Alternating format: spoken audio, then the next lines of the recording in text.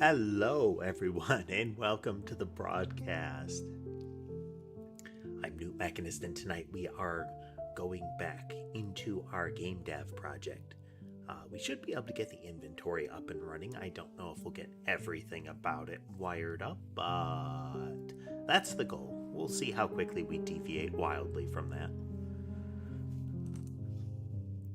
Let's check in with the kitties first, and I do see we have Tatum joining us already. Hello, Tatum. We have Ember in her spot across from the desk, being all comfy. Sky up in his tree. Mason and Sammy on the bed, and Sherbet over on the shelf. We have all five. A nice little rarity. Okay. So, there are two ways we could go about this. The first way is to use the built-in Godot objects, and there is some merit to that because there are features of it that could be useful. But since we're doing really low-res sprite art, I don't think some of those features are really going to play in. So for a quick refresher, we are using not custom collision logic, but custom collision objects. Let's take a look at our game screen here. As might be apparent, there's very little going on here. Even this rectangle of squares is just for reference when I'm looking at it. The HUD is really the only visible object.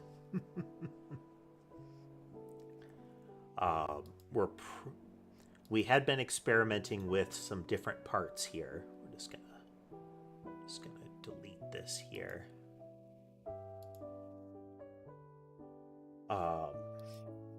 Similar with this, we don't need you.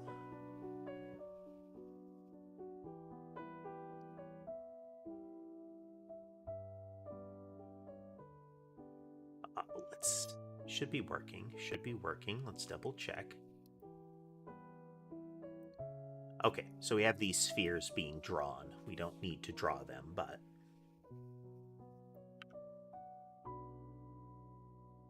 So if we go into our inventory script currently attached to this, we might end up making a new packed scene for this so that we can add and remove it as needed.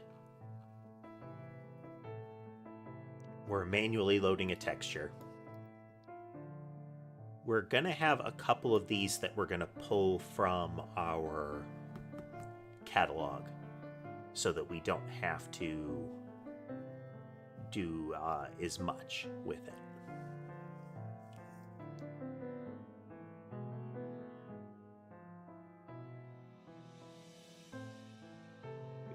Let's look at our catalog here.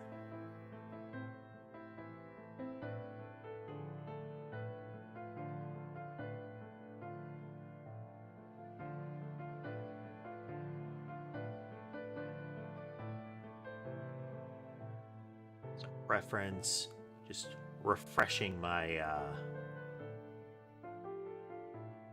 mind on this.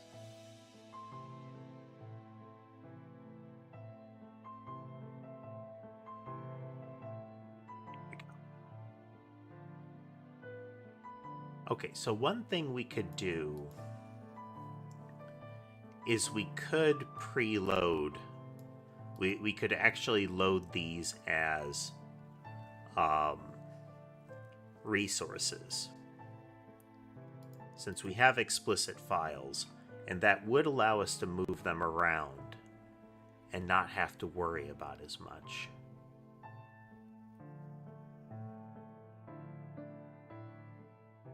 I would need to make variables for each one of those textures, but it would mean that I don't have to have this. So I might want to actually do that. But do I really? Let's start by not doing that, since it won't change anything on the outside, whether we do that or not. So let's not mess with that. That means is we need to add some of the textures that we want to use here. Thought I had some more made. I don't know where I put them. Let me check on that.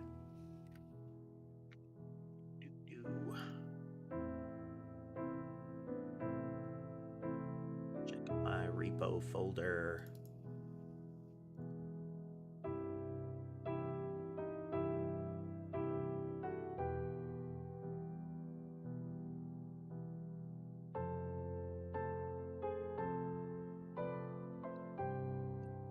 Somewhere else. Did I accidentally purge it? Those are the questions.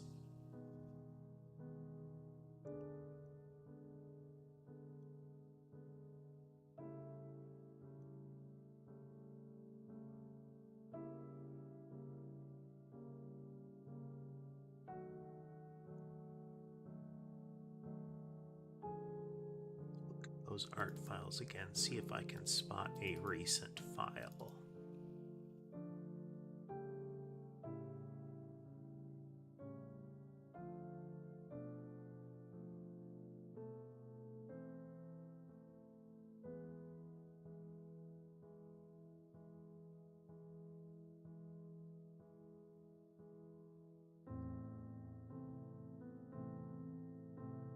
Okay, I don't think I had those, so let's make some here.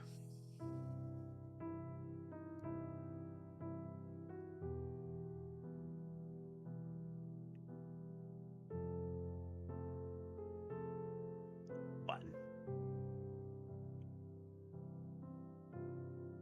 I don't think there's actually a dark mode for a sprite, so, sorry.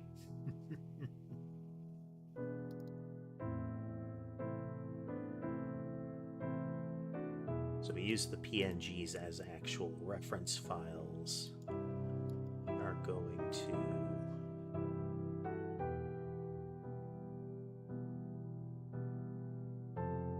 open up Yarnball and we're going to save as.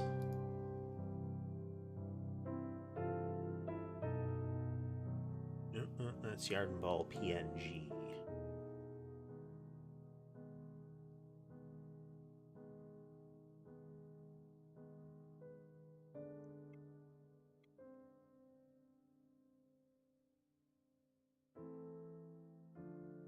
We're going to close that, and then we're going to rename it real quick, because that'll drive me insane.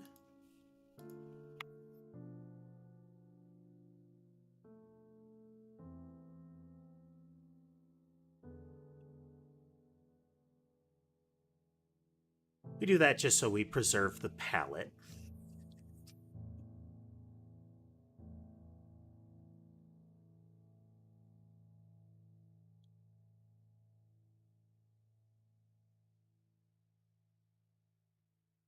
Let's see here.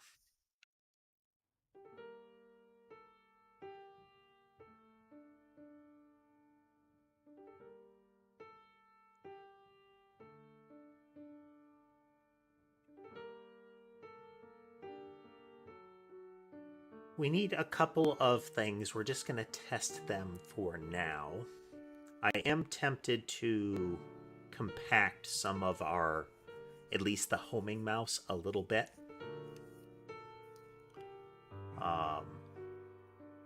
Because we're going to need all of these logos here.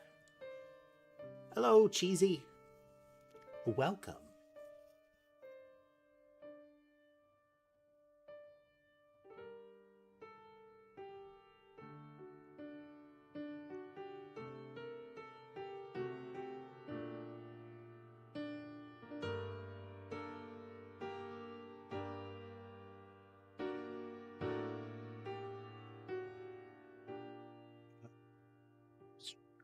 Where the canvas size was.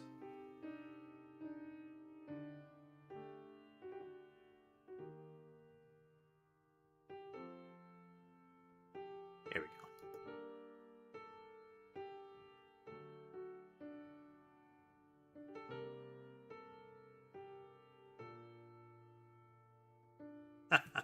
go. This program is a sprite. The boxes that you were seeing were a grid layout for 16 by 16. Very tiny sprites, very chunky sprites.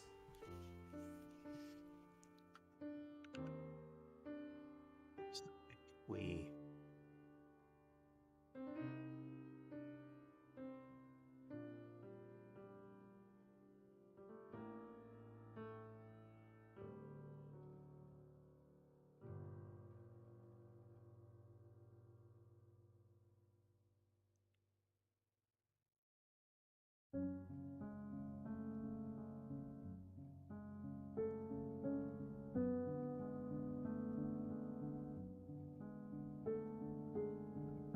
that's why.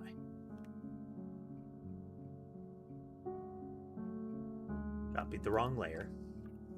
Oh. So there's our yarn logo. The purple and blue thing is a yarn ball. We haven't been using that one a lot. We've had the homing mouse visible most of the time. Homing mouse is going to need to be compacted a little bit to fit this, but we can probably do that by just squishing the sprite slightly. Won't look great. But what you gonna do?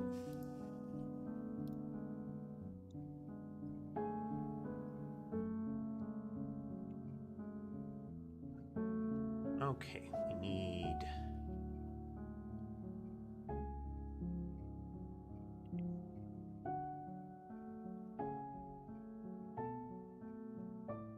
off-kilter slightly, which I dislike, but again, what you gonna do?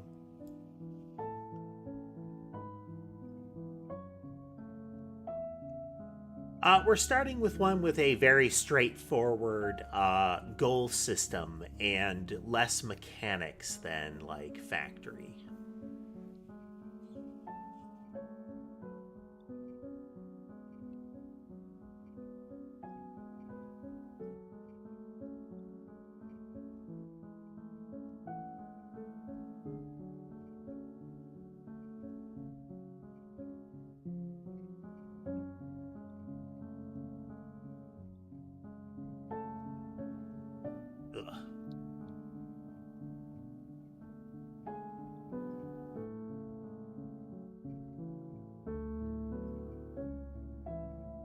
We'll have to do.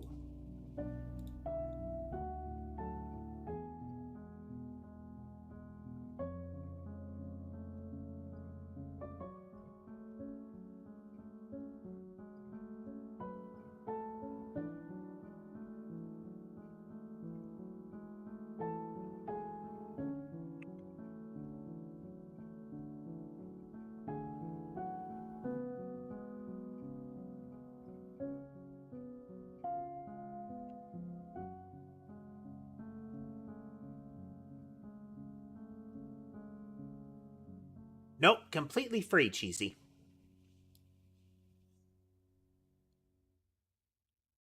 Hey there, Erebus.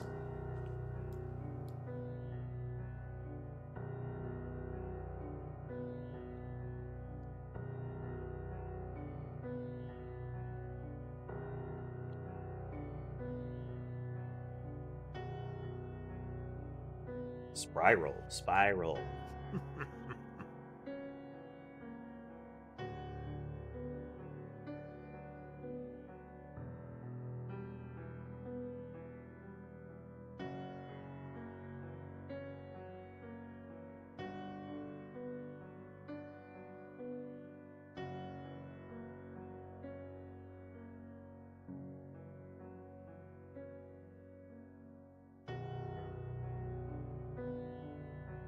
That's how you get rolling. I have never published a game, Cheesy.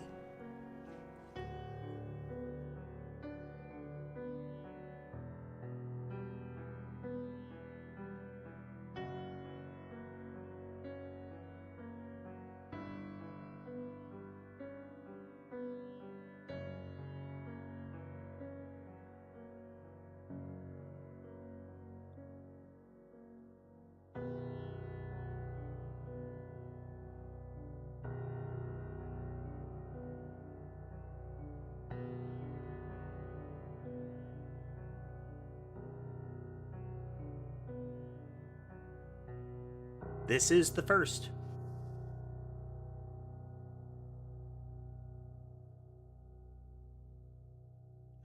Ooh.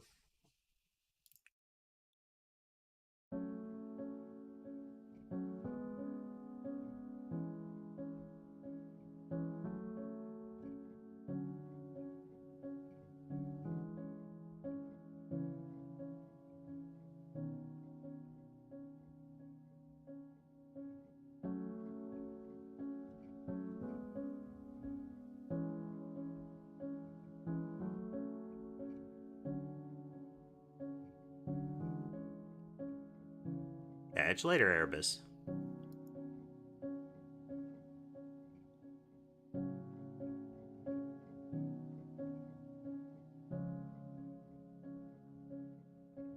Hey there, Annabelle.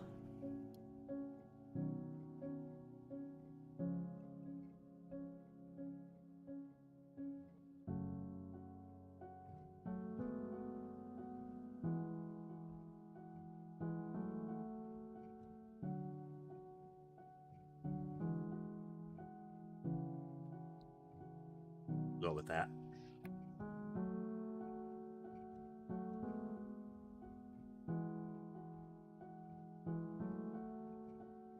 Well, I'm glad you enjoy them.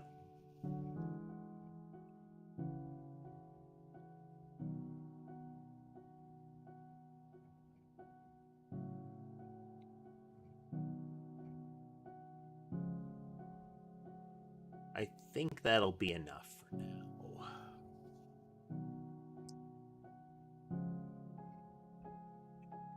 Folder for it.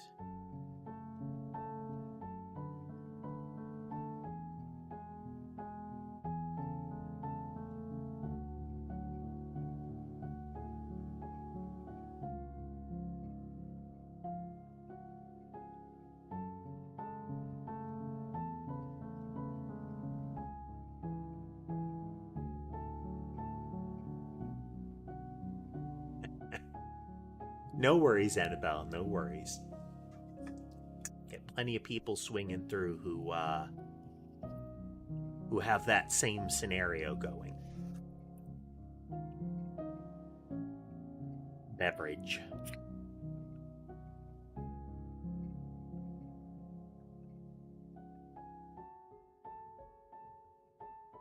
Yes, orbit. Now we need spiral.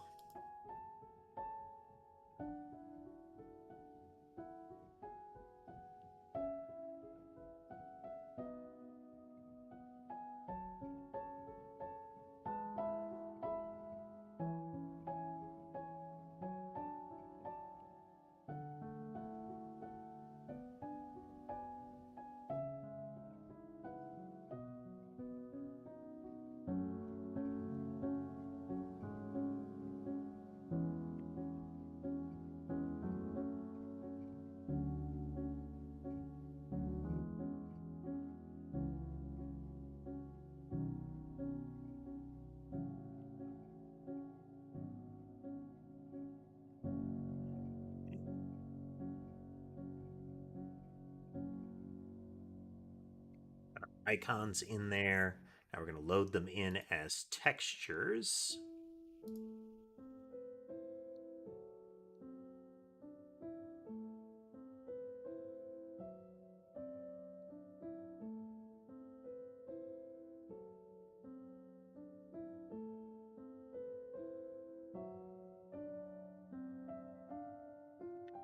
We're going to start with just a catbot Nyanite. I don't know if we're going to differentiate them. They are technically different. Then there are some other folks that I've worked with before that I might throw in references if they're okay with it. Probably going to have the nanotype as well. Mostly going to be starting weapon kind of things.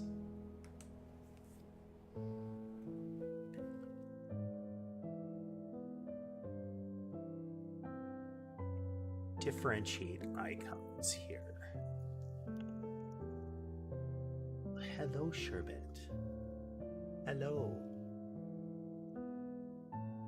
I used to have some cat sprites that I used in early streams with stream avatars, little chat representations of my cats, but I discovered that with the passing of a couple of cats after I made that I wasn't going to do that. Maybe we'll revisit the concept. We did switch over to Nyanites at one point. /cat bots.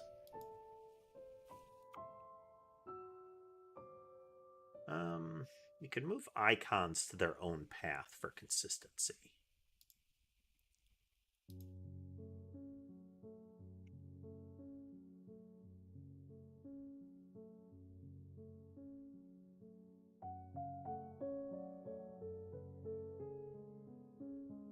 The path is a...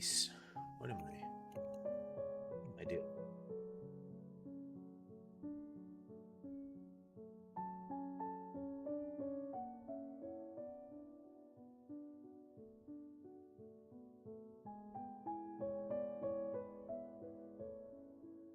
Hey, Colin.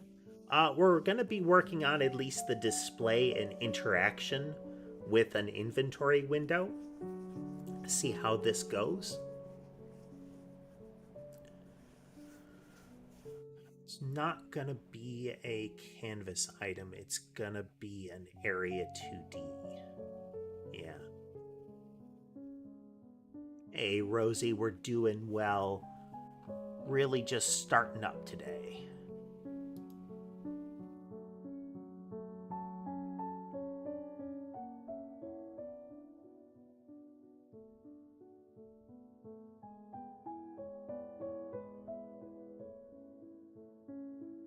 I'm going to specifically call these out as icons. They're not actually icons, though.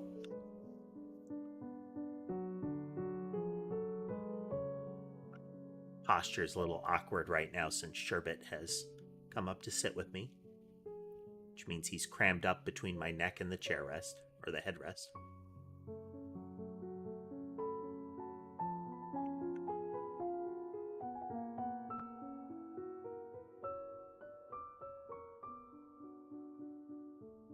Hello. Did I stop petting you? Yeah.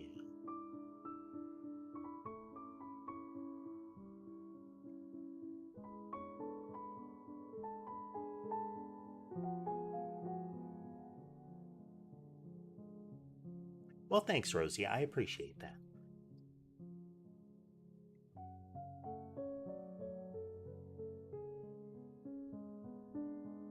Caps, naming conventions.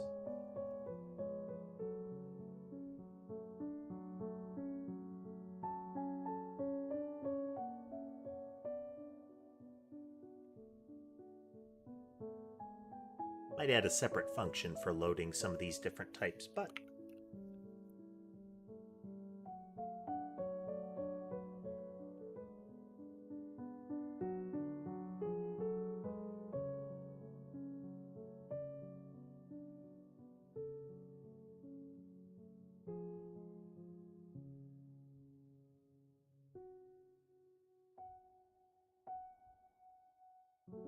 what are you doing, bud? Sherbet has become such the sweetheart. He's still real skittish, but he's much more likely to come over here and get attention in his own way.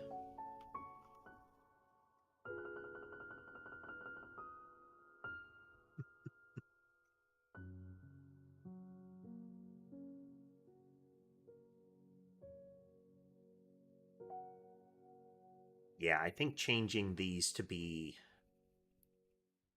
loaded variables might save me some pain.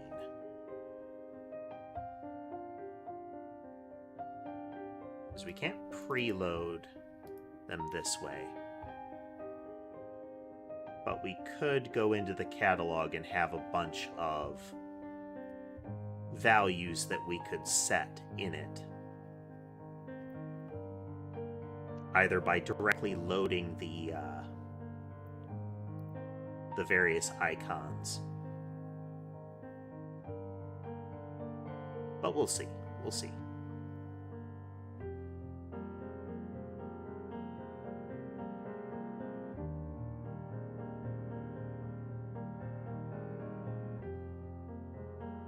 That's all of them that I made?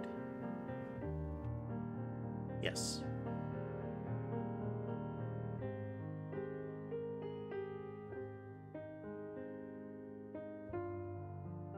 They are capitalized. What you doing, buddy? Now, it used to be that he wouldn't do what's going on right now, which is block the camera, because he wouldn't walk down across me. He would loop around by leaping off the headrest.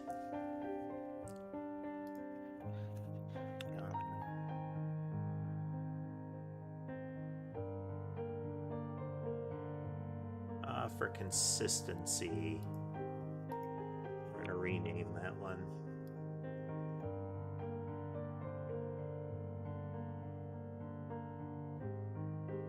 This might cause it to go a bit haywire.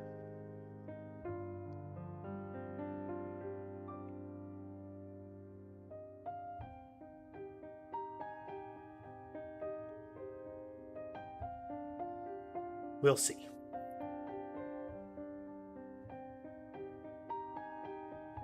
Okay.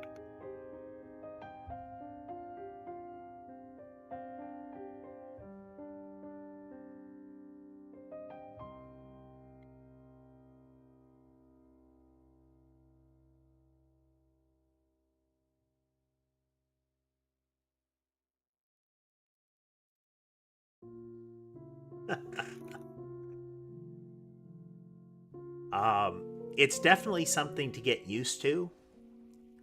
The smaller the sprite resolution, the more kind of minimalist you need to be, the more abstract you need to be able to be. I only really got to where I am with it, and I'm not great with it by any stretch, but I've only gotten where I am with it because I practiced using a game called Noida, where everything is relatively small pixel resolution. A lot of 16 by 16, 32 by 32 kind of range.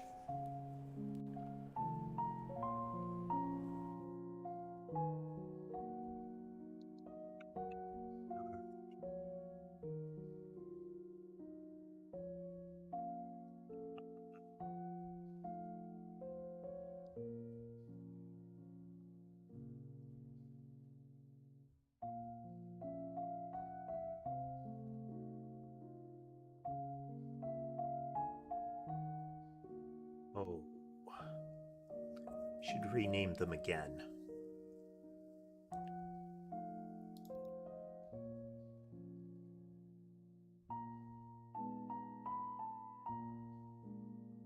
Hey there, mate.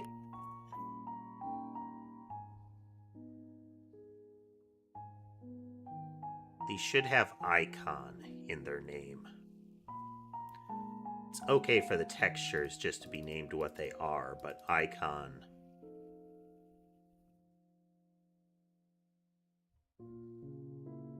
should probably be a suffix.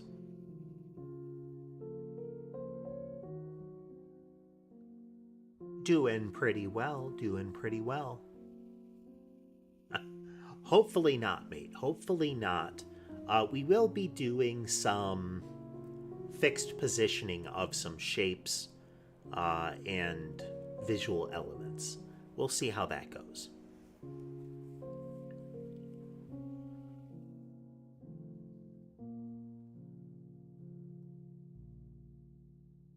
thinking of a naming convention here, because what we don't want is for these names to bump with any of these names.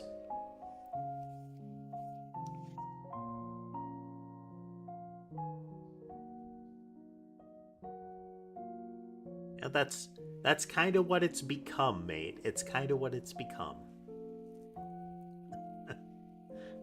Even the horror games can sometimes be pretty chill.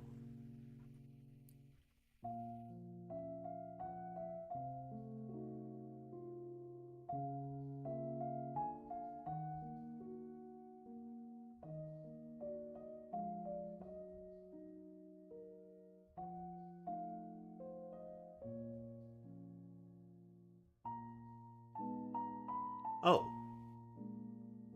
No, we can make it a separate type. We can make it a separate type.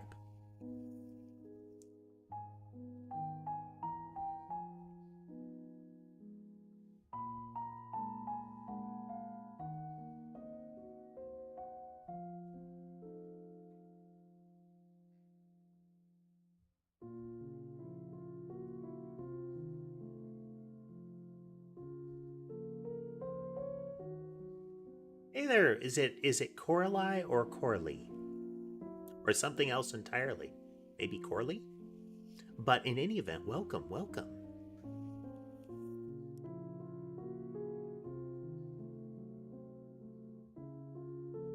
Icons will be loaded the same way as textures.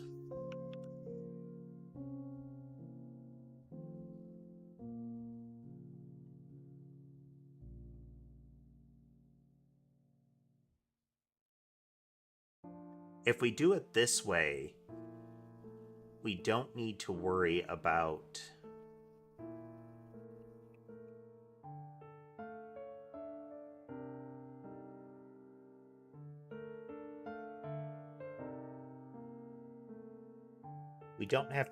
as many collisions. Not the best way to name it since they're all textures, but we'll differentiate icons and textures.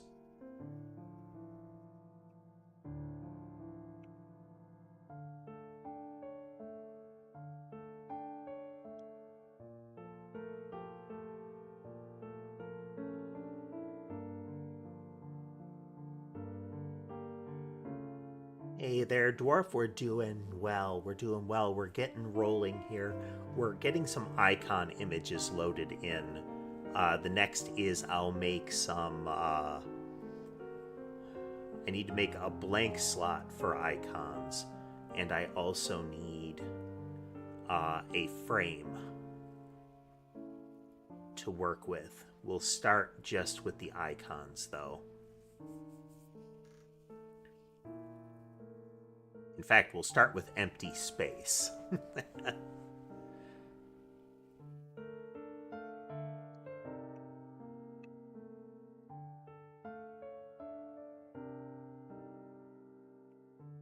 Okay.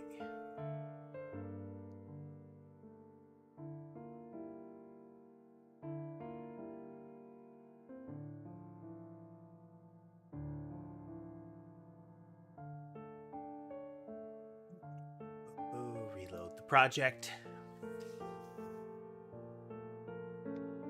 For those that haven't swung through before, we're developing a Vampire Survivor style game. It's currently being obstinate.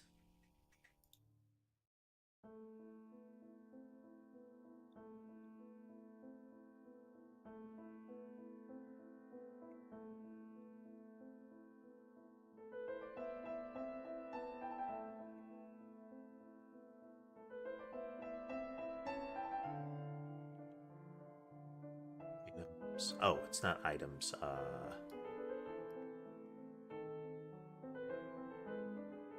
There we go. How long have I been coding? The game, this stream, or in general? The game, this is day 57, so at least 170 hours-ish. In general, many years. I've done a lot of programming. Various platforms, various places, various purposes.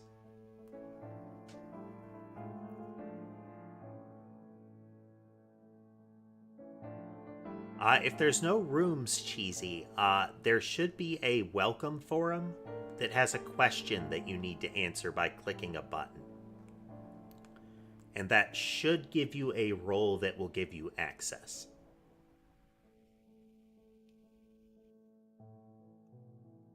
If you can't see it, I might need to fix something.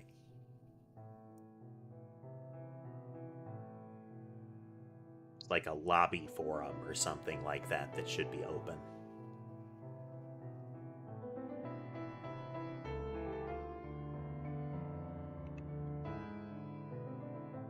Respread, straight line, spiral, orbit. Let me check something real quick here.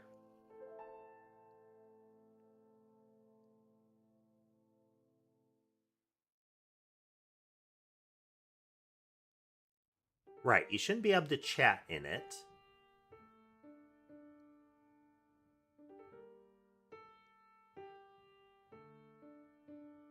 So you can't see a message from newtmecbot in the lobby.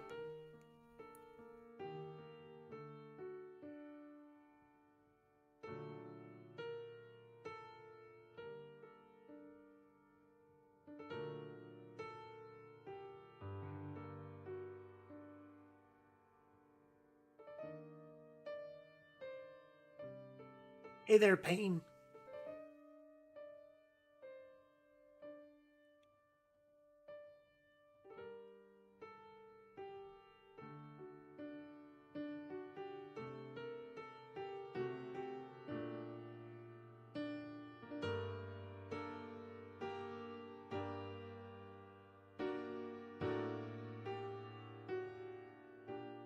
Let me verify something here.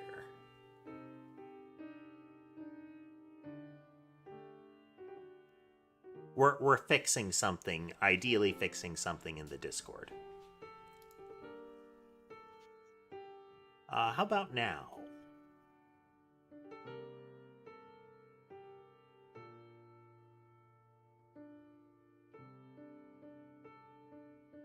Might need to reload it.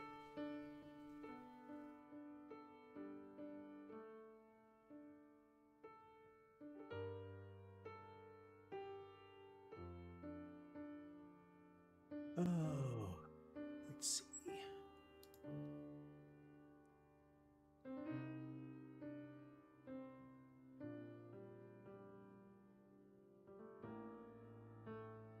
Huh.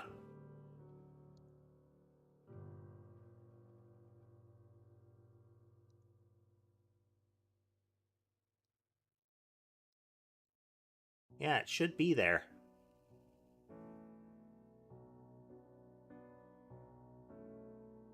I don't even see you on the server, though, which is odd.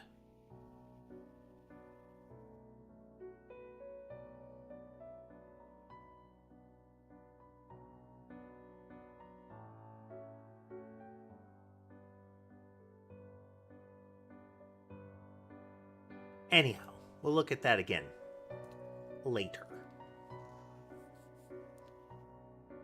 Okay, so now we need respread.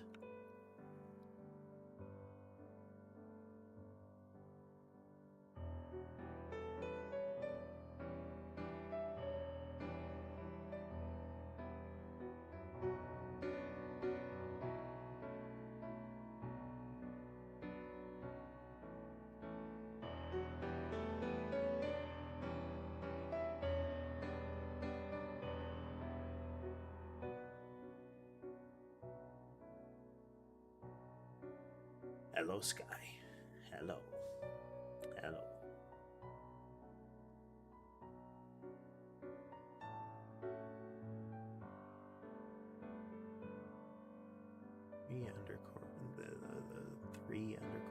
The underscore.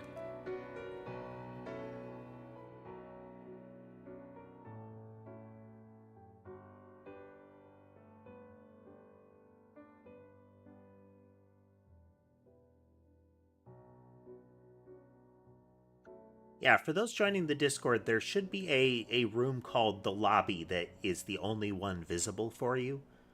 There's a message that should appear that if you click one of the buttons, it will give you access to other content. There is effectively an age gate in place for interacting with a lot of things, but at the very least, you'll be able to see stream announcements and the like. Let's reload current project.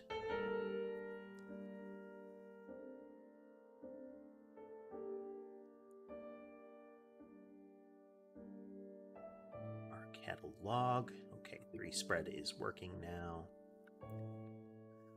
This is part of the reason that I don't want to use these constants the way that I am, but we'll get to that later.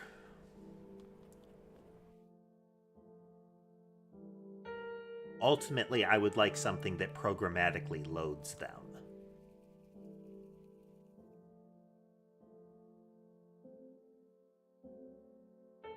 Which isn't really difficult long term, but we'll get there. We'll get there. What are you doing, Sky? Huh? The difficulty. Good, good. It's working.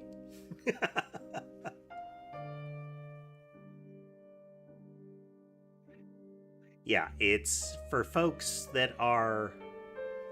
For minors, it's primarily an announcement thing where you can see stream notifications, video uploads, see the dev board when I remember to update the dev board. Otherwise, there's some chat and image boards and whatnot. If you're wondering why there is a difference between the categories, I cannot guarantee content appropriateness. It's not a adult board in that fashion, but there might be some things that some folks find objectionable, and I don't want to deal with angry parents.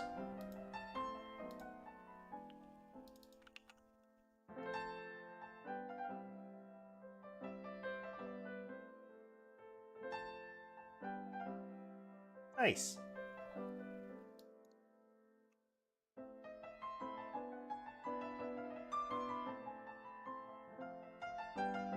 Okay, we have the various icons now.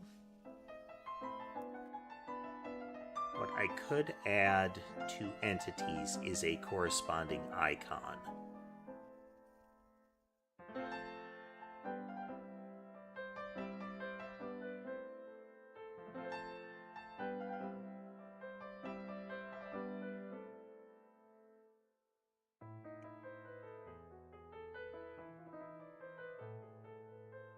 A get icon function here.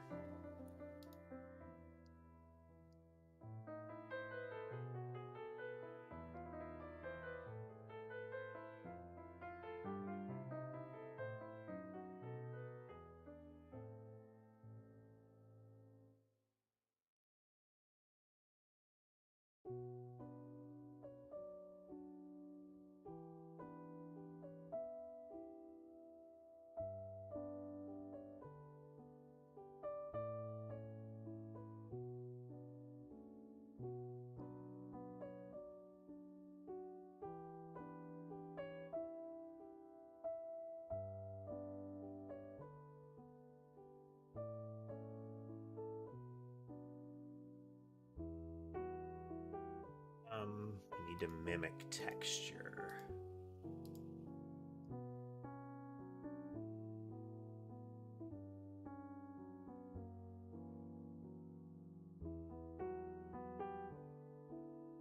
Okay. No, we're only ever referencing icons by, or textures by name here. This is true, Cheesy.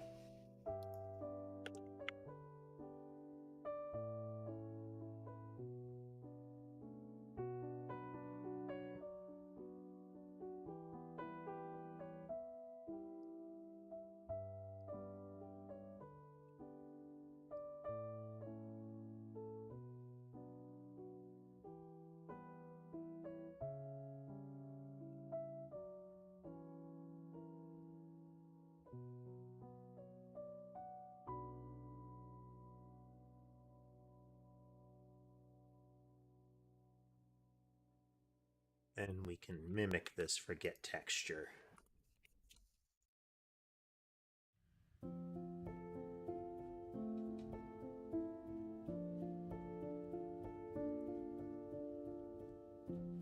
Oh.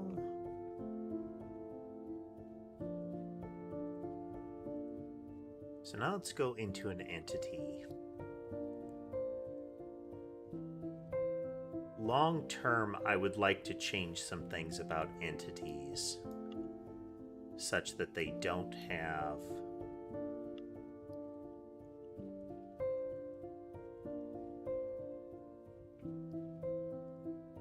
as much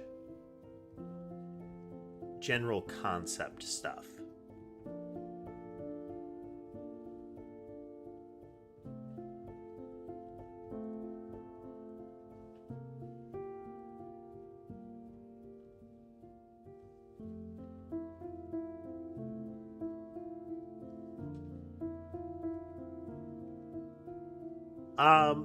So far, the entire content of it is references to the original Noida mod, my avatar's backstory. Um, yeah, that's pretty much the entirety of it right now. In a way, you could view the whole thing as like an inside joke.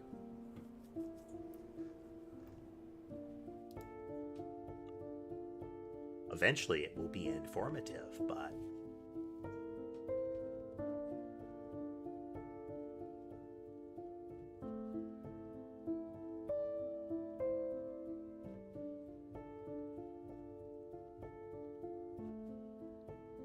items.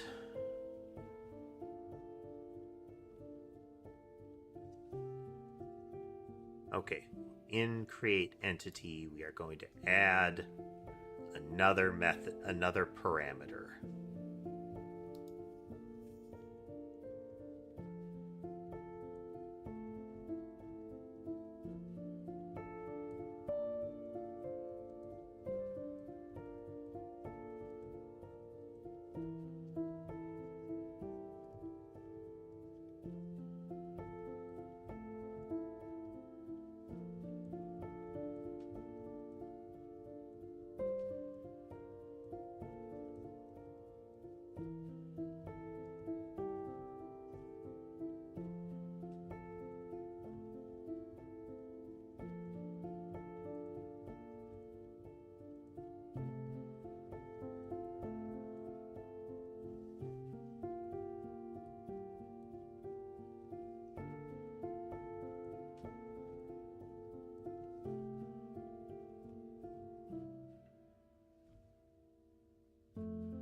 Hey, this is gonna break some stuff.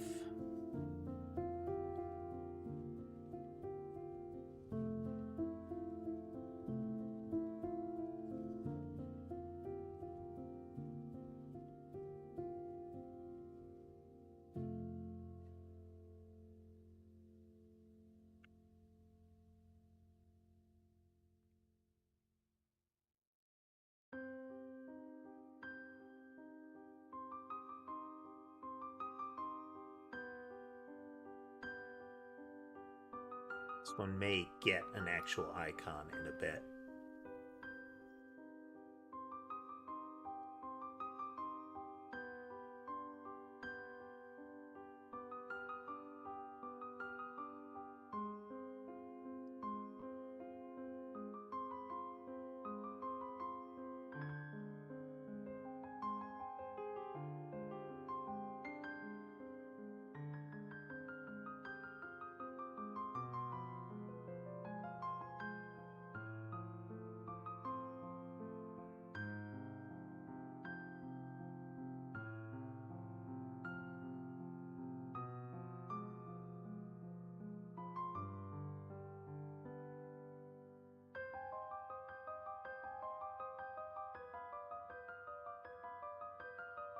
We're gonna need to have something like that eventually here.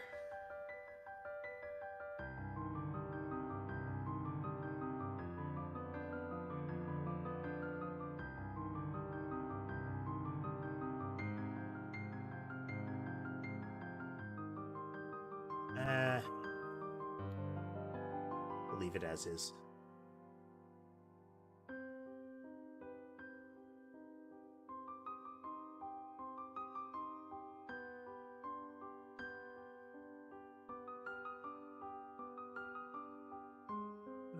Okay, not seen. It is a resource.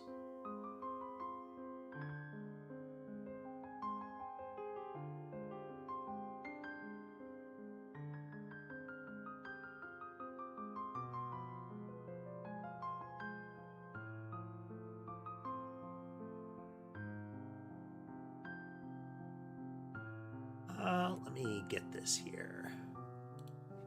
Do you mean to the Discord? I presume that's what you mean.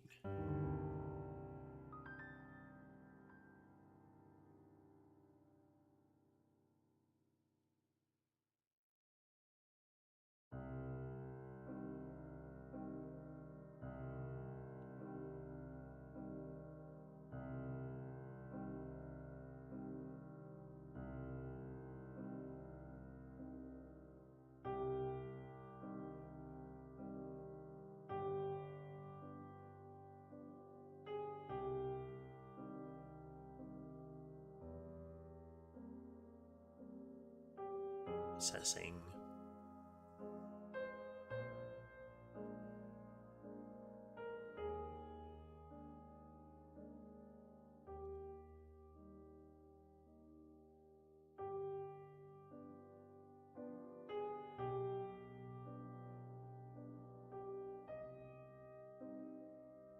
There we go.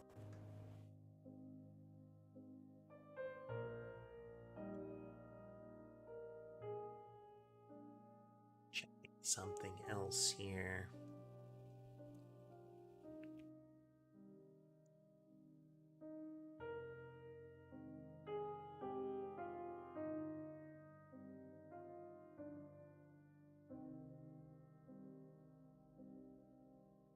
There we go. Pushing buttons.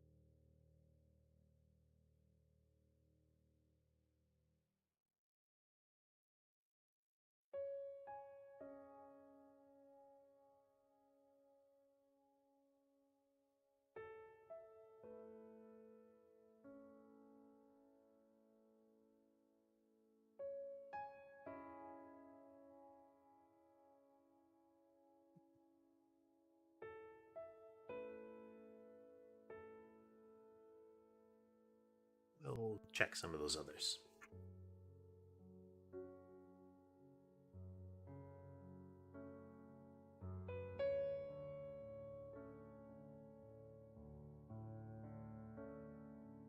That should be okay.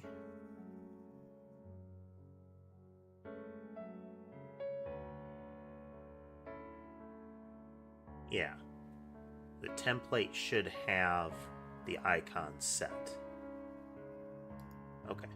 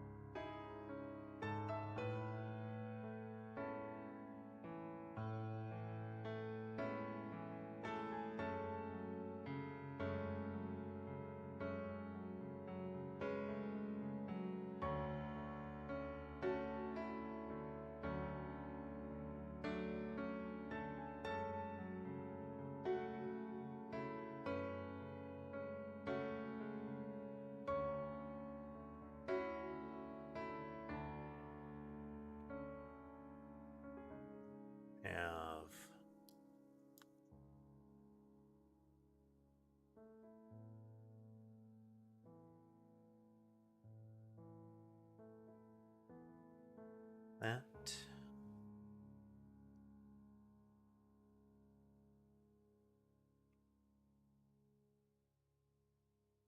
We are loading sprites. I really want to spell spiral as spiral today.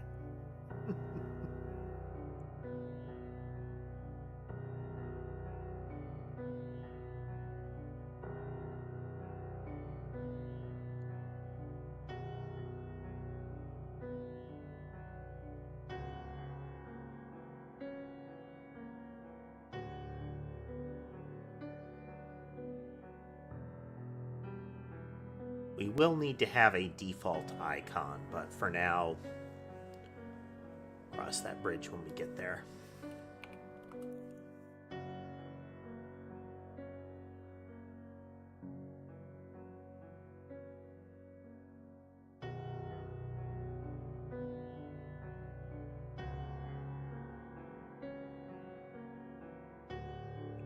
Positioners.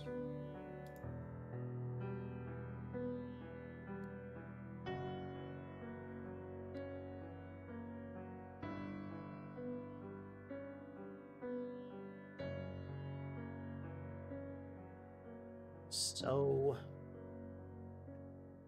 yep.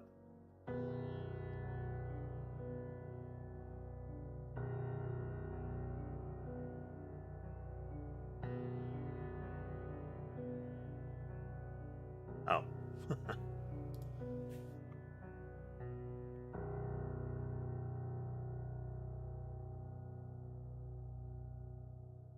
Do that with movement 2 in set template values.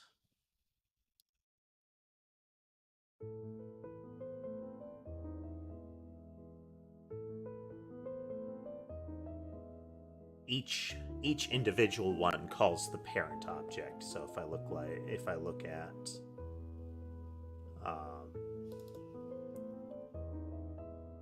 it'll call the super function, so we only need to set it in the one place.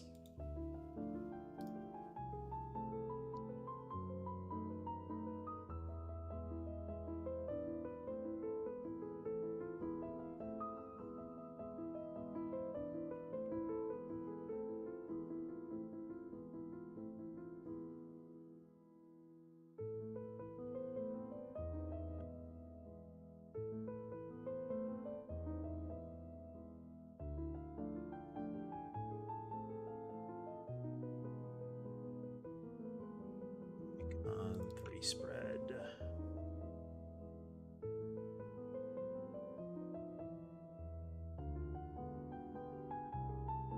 Eventually, we're probably going to want to change this to the get call in case we need to do something more complicated, but yeah. Change that when we get there. Okay, should be functional.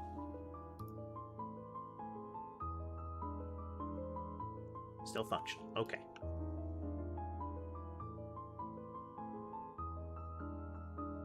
So we could just have this thing be an area 2D with shapes, and I think that's what we'll do.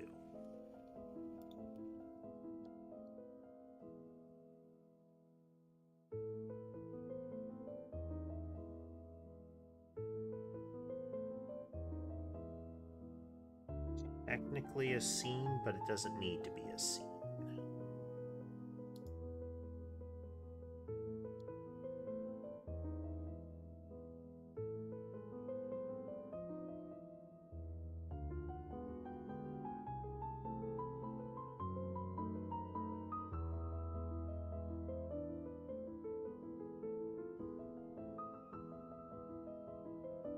It extends a area 2D.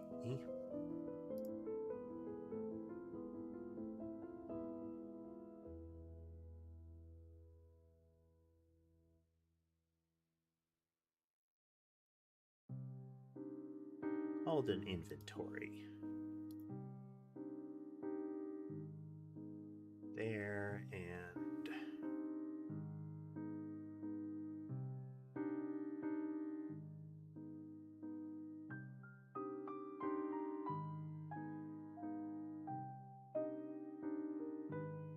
we're just going to take this thing to up here.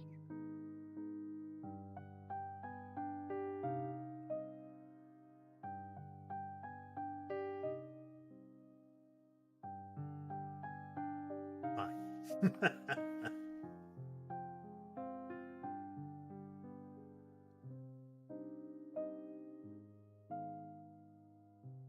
Into the actual scene of inventory, and we are going to pin a script to it.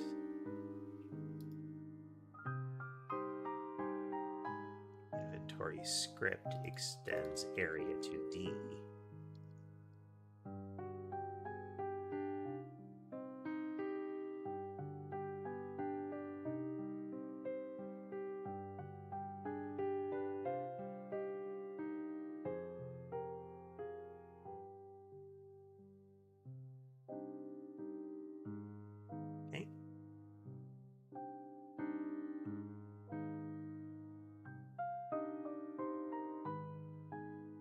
Okay, so when an inventory gets loaded up, it's going to reference the player inventory and pull its visual information from there.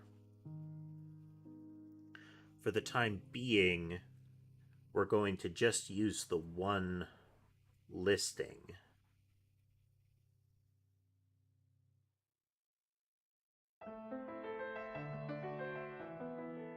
The things I really also want to do is change it so... Oh, 1 second.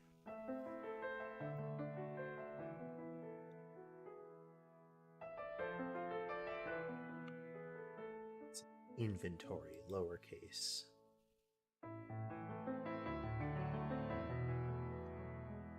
File naming conventions.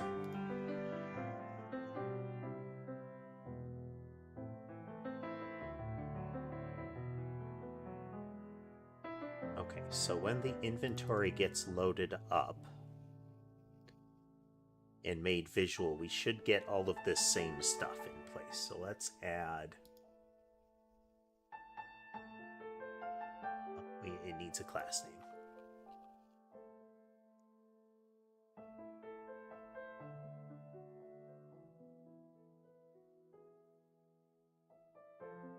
Not to be confused with a player inventory.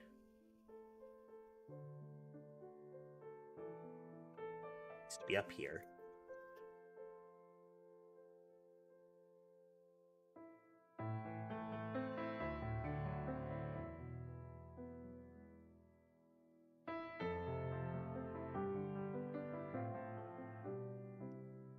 Hello, Occult. And Sleepyhead. Welcome, welcome.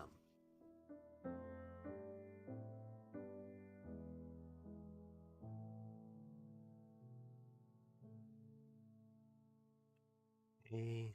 Oh.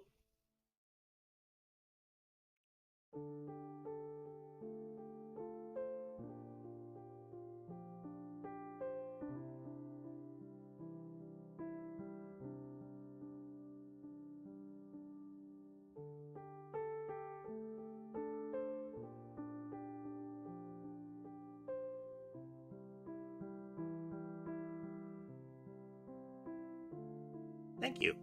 We're making a game. Vampire Survivor style game. The goal is to have a Noida style weapon creation system, where you put pieces together, ideally in a sequence, to create different results.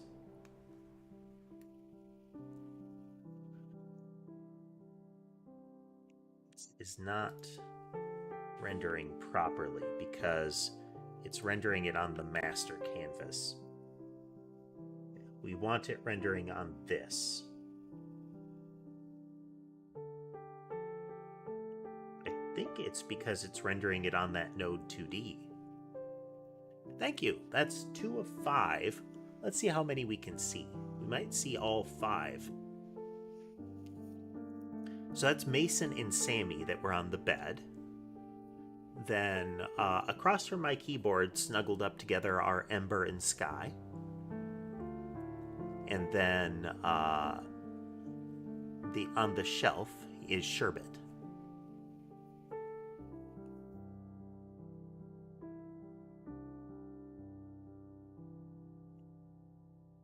Is that a Naruto reference? And hello, mister.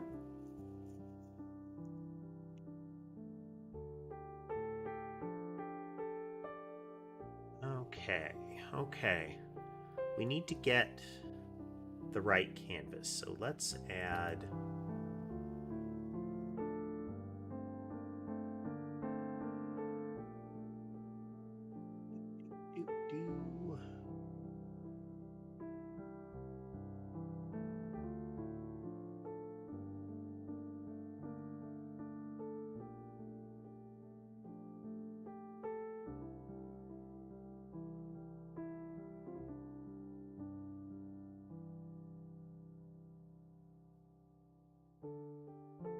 we try to keep it pretty chill. We try to keep things pretty chill. I don't really want to have to layer the object, but I think we might need to.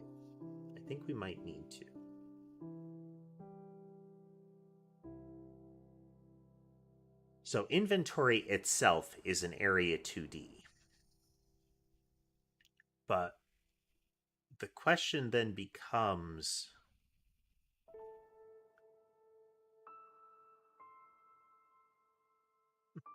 No worries, there's plenty of time for questions and answers on this stream. I do not skateboard. I lack the coordination. And the feet are not skateboard conducive. A bit stompy, a bit smashy.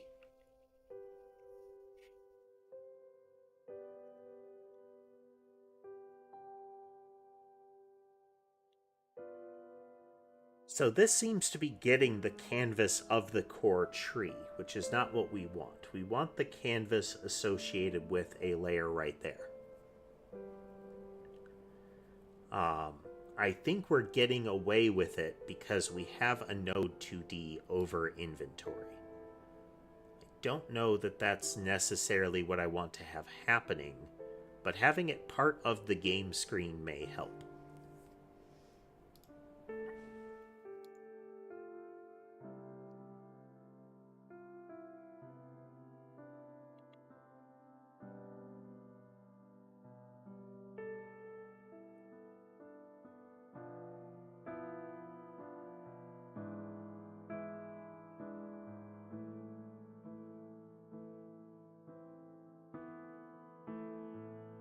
Nope. It's still getting the master canvas, which is weird because these don't. All right, we're gonna make that a packed scene.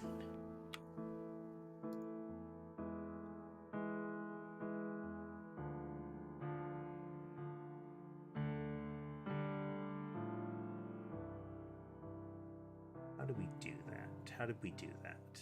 Instantiate. Boop.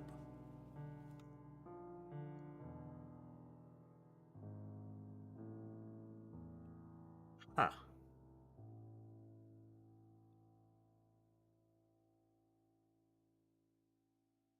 Why it do that?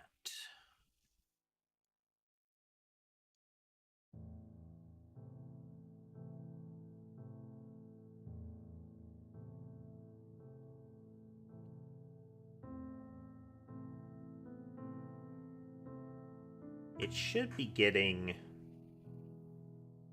the same canvas that these do.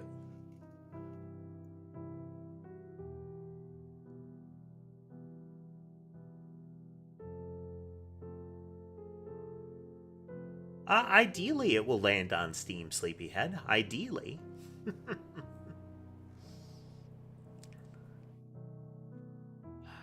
Why? Why is that showing up here? It's not in core.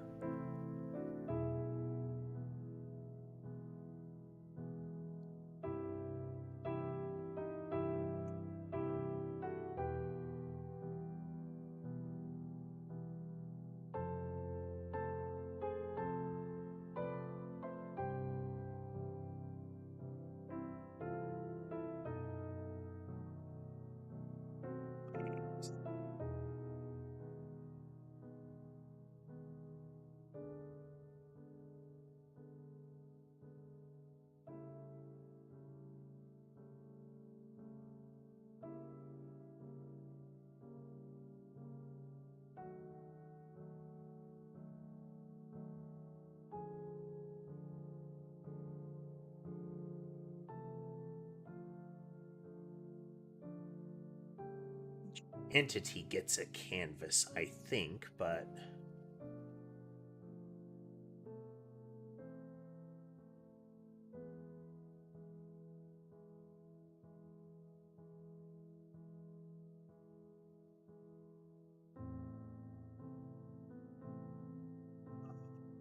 we initialize the entity. Where are we getting the parent canvas?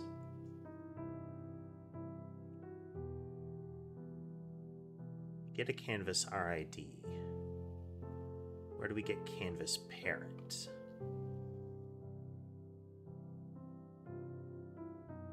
Get that when we initialize, which comes out of the spawner.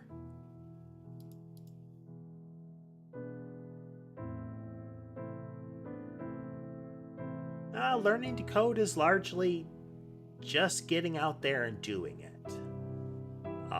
It's going to vary by language and by toolkits that you have available, but it's a practice thing. It's like writing. Find examples, find documentation, roll with it. I had never coded in this language or using these tools before we started this whole process.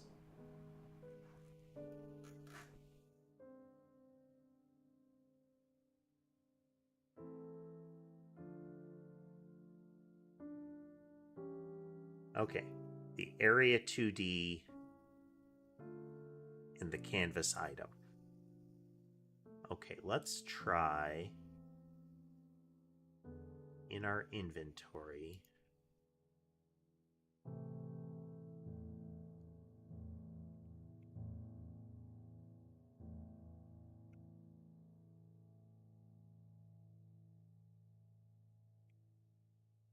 Okay, it's not rendering at all now.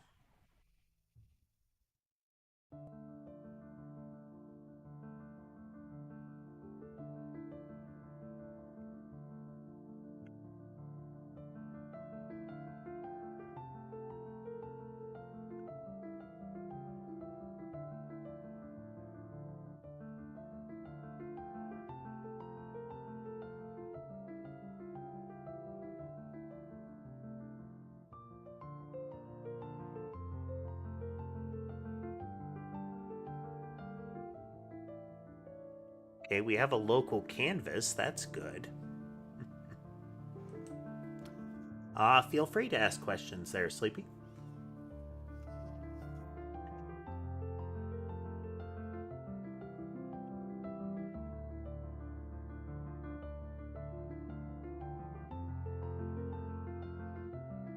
But I do need to step away for just a moment. Gotta take my hourly break before I forget any longer.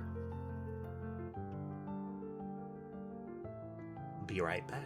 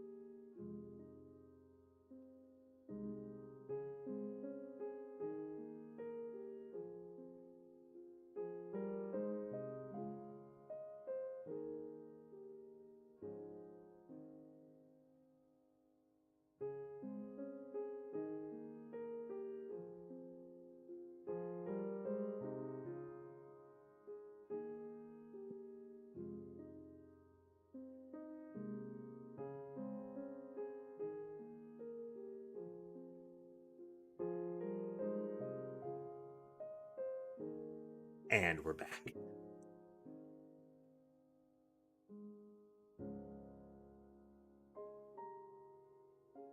So, a robot with full body tracking.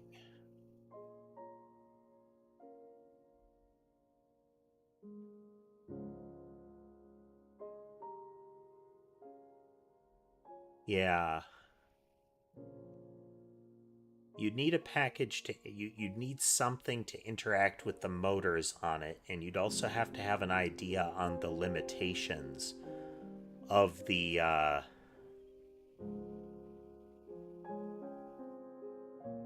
device, because it's not going to have the same range of motion that your body, that the VR tracking is going to bring out.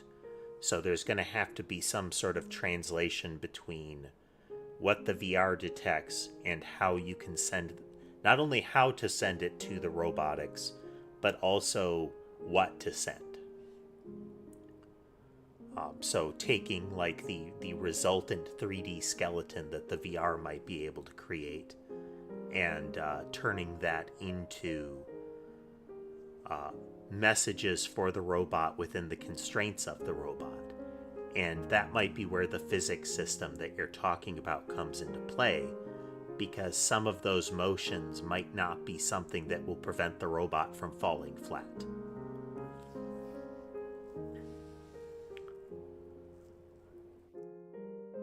Theoretically, I have never worked with robotics before.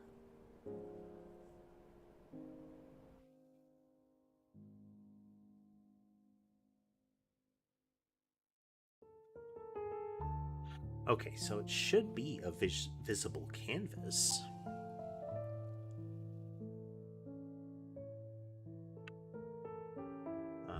And we should be getting... Yep, so we clear the canvas.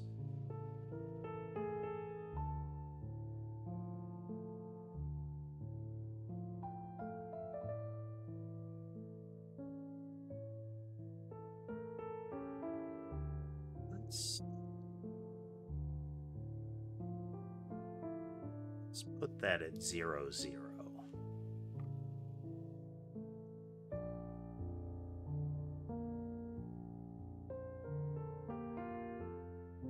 There we go. Okay, so that's a potential difficulty, is that we don't really want it to exist in the world. We want it to exist relative to the screen.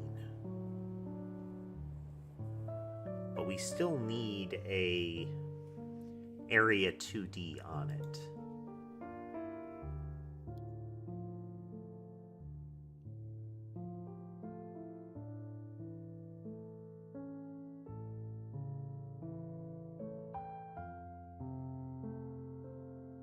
There we go. You can see it's in the upper left, because when a canvas is drawn on the screen, it is the entire screen.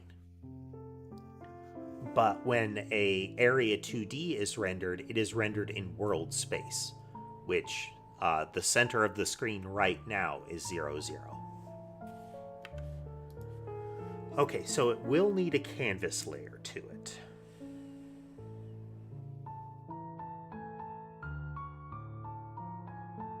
So the canvas layer would have a script as well.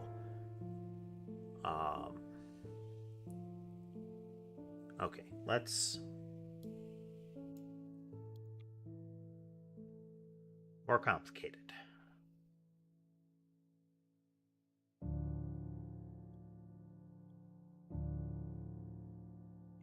Okay, so we're going to change the type on this.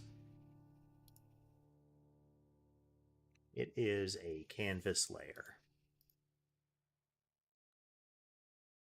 And in the inventory script, it needs to inherit canvas layer. And then it will have...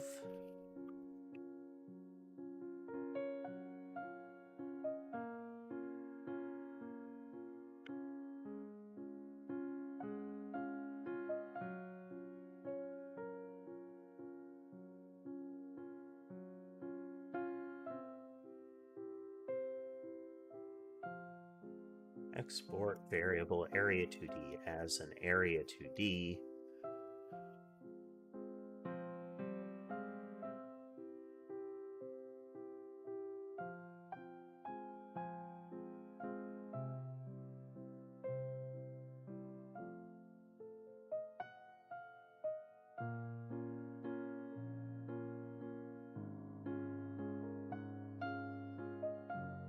Still something wrong here. Oh. Because it ate the params. One thing I really don't like about the Godot editing engine is that the way it tries to be helpful is often destructive. It will try to open close params for you and often break them. Okay, so then in inventory we're going to have a child node that is an area2D.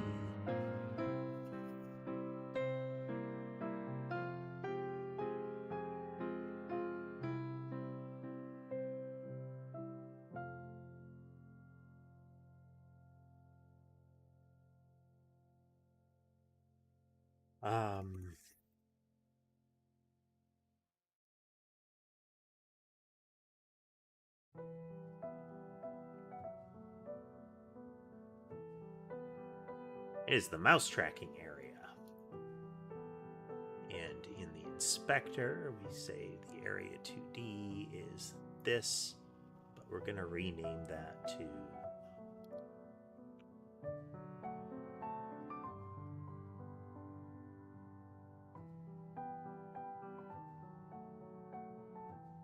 there we go.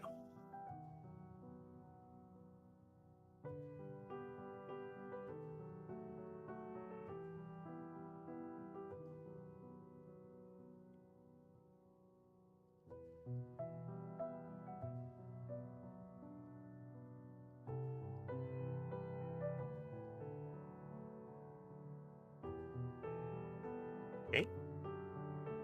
So now we're going to create a series of shapes for the inventory.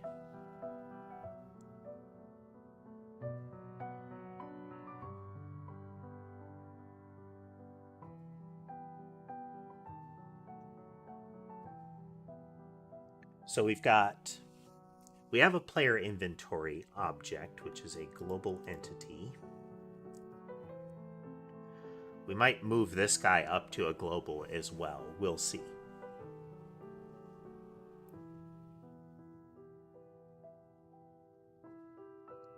In fact, we might make the whole thing that way, but getting there.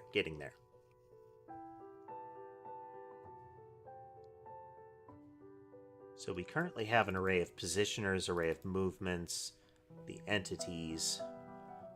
This is a single-dimensional array. These are multi-dimensional arrays.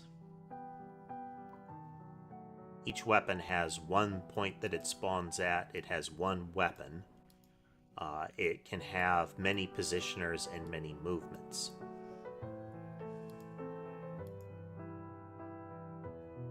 So currently we're adding 5 slots for positioners and 5 slots for movements. This is why I want to make these uniform. Like, I don't actually want to care whether you're adding positioners or movements. So longer term, I'm going to make a positioner and a movement have the same core class. And that's like a weapon mod or something like that, an entity modifier.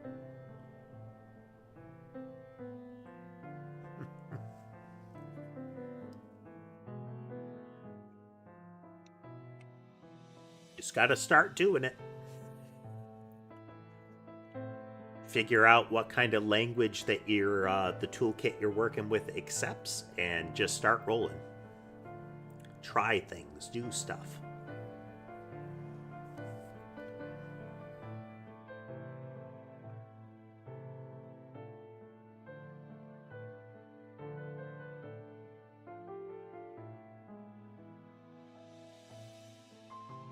Okay, so for each weapon,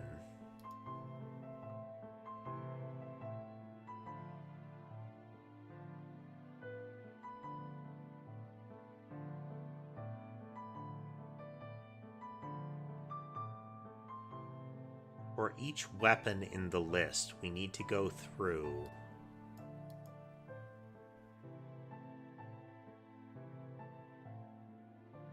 no, it'll be for each entity.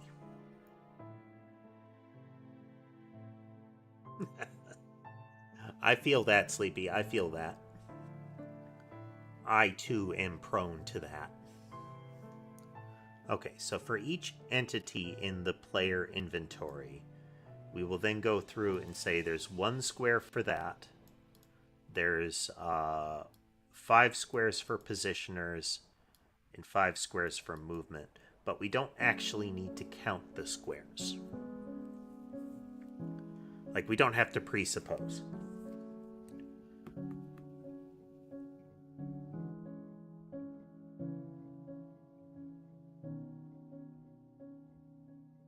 Okay.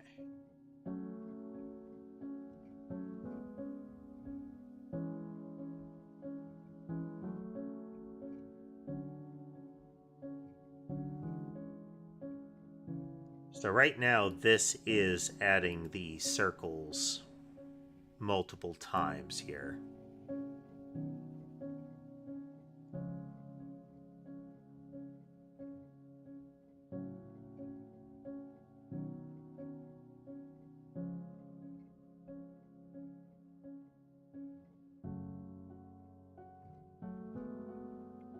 As integer in player inventory dot entities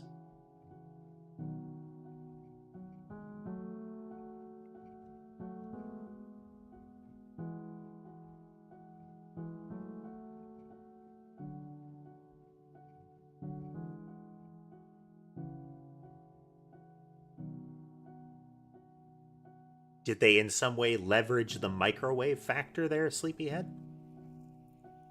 And hello, Canicus, hello.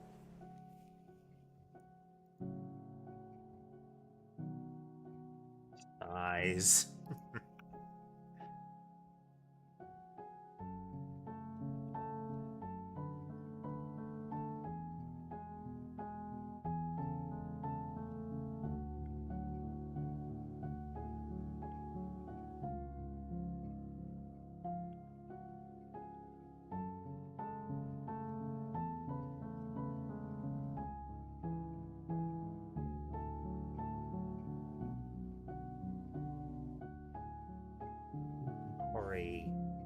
Dot positioners dot size.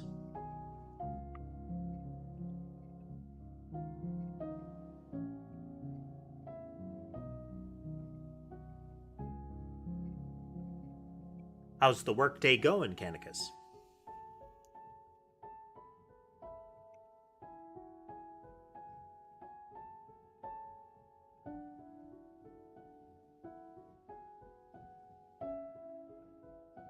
Okay, for the time being...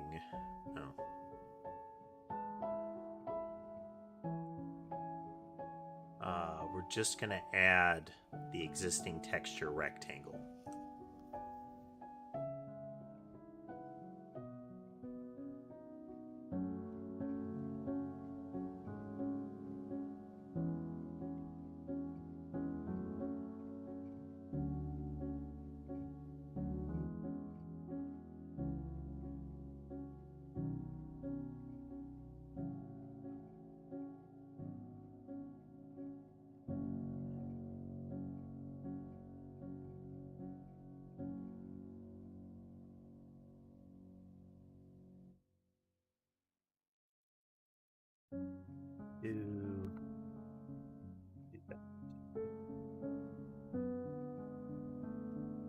Very explicit with it.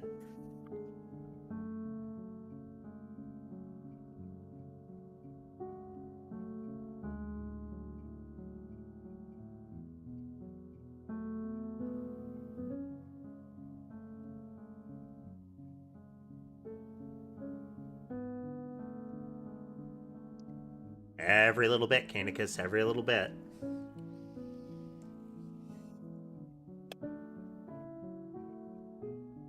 Hey, Fulfy.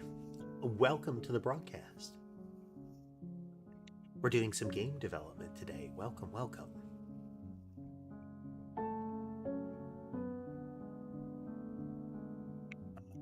Times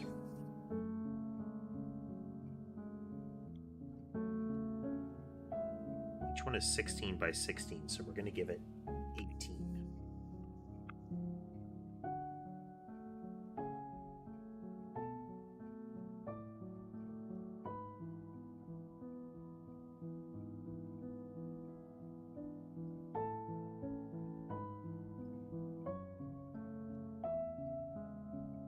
X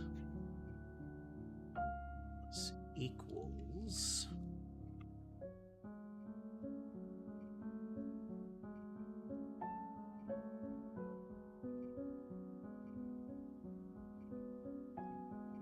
equal to 0.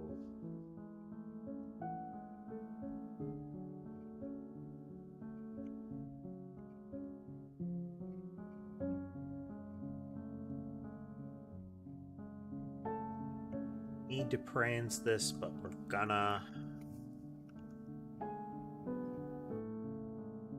doing well, Fofi, doing well.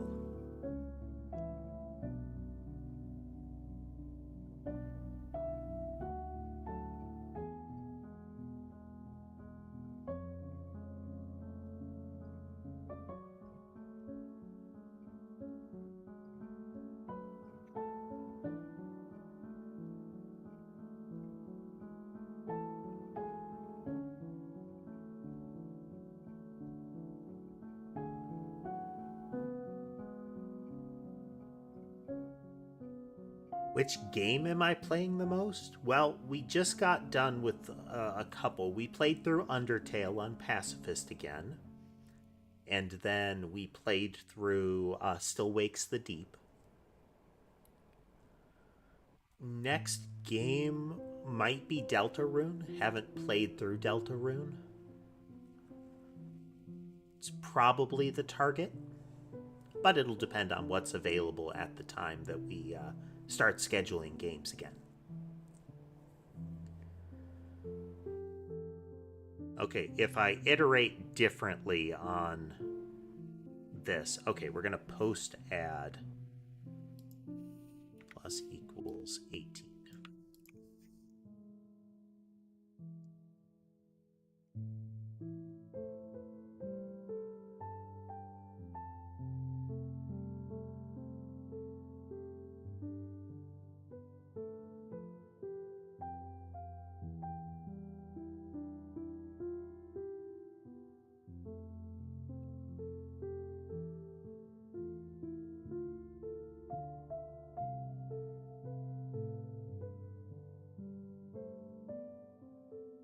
Hey there, Azaraf. Welcome, folks. Welcome. Welcome to the Game Dev stream. We're working on player inventory rendering.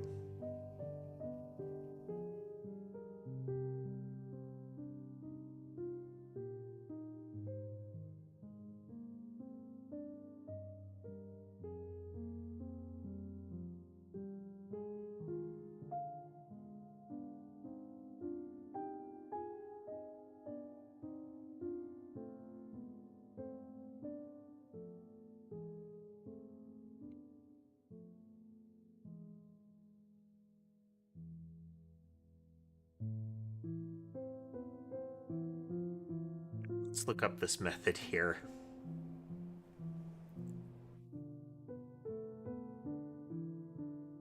Well, thanks, Volvi. Thank you.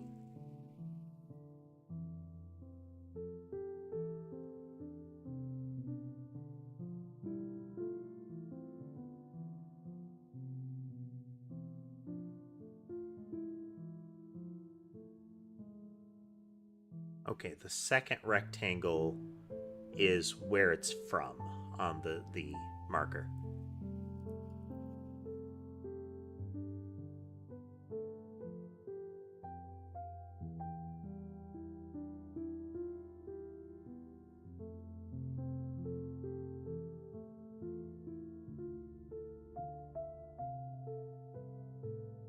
Okay, this is where it's going to.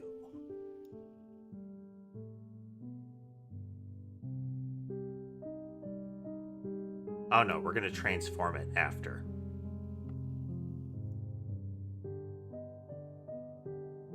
Yeah.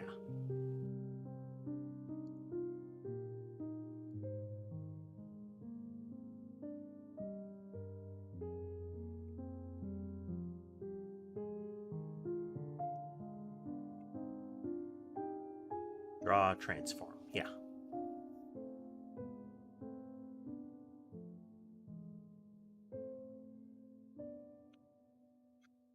This is a commissioned live 2D avatar. I would someday I wouldn't mind being this talented at art. It is something that I could practice, but I don't know if I'll get to that. But the studio did an excellent job.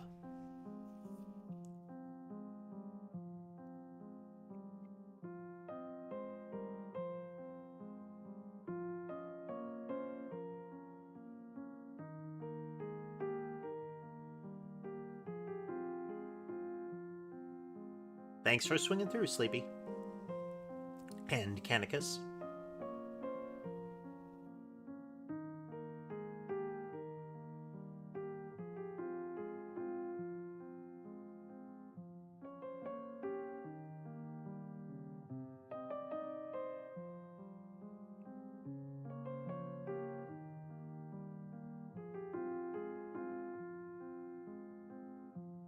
Have I done Fantasy Forest or Cyberpunk themed stuff? Not ultimately in drawing. I did draw I tried to hand copy the heart, the nano core in my model here. I've sketched my cats before.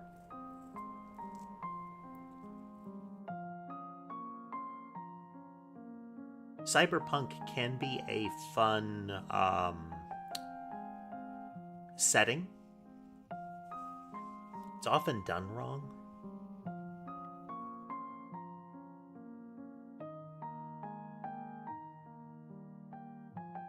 So we're always going to scale the transform to 6.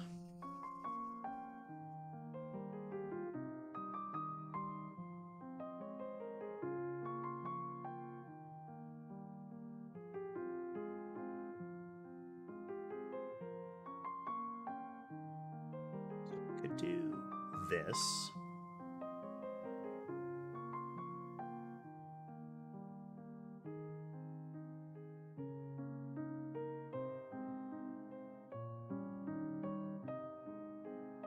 So now we have our base scale transform.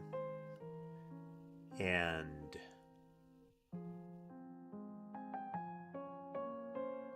then we set the transform.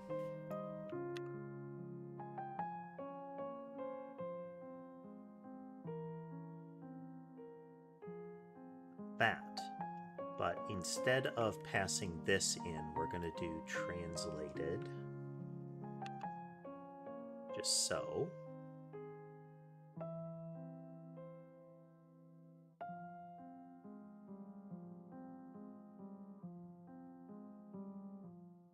that.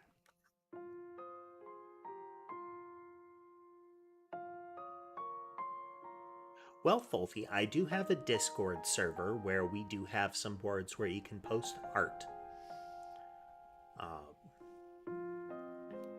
So if you'd like to visit that, let me see. I think I've still got that linked here. Yes.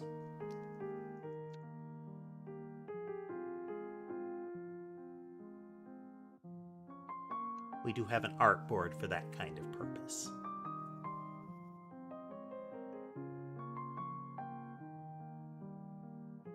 So then we can pass in draw position here.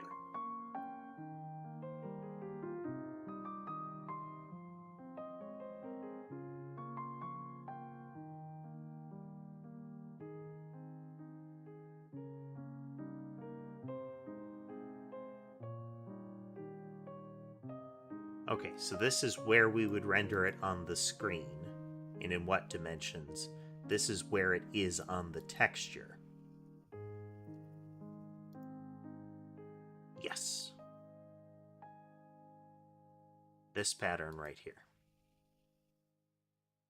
So the texture we have to retrieve from the entities here, but for the time being,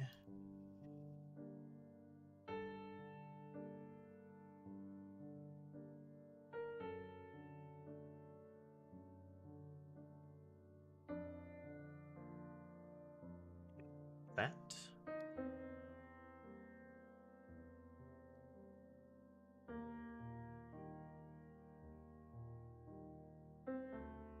That.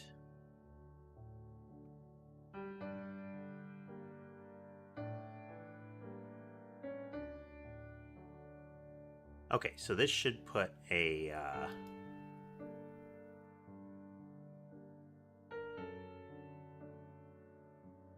okay, off kilter, that's not right.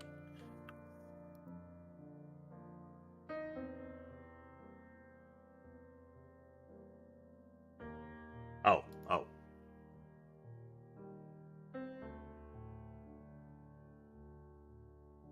X is equal to 0.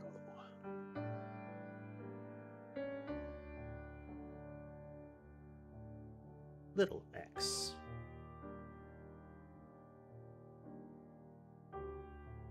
That fingered caps lock. Still not correct.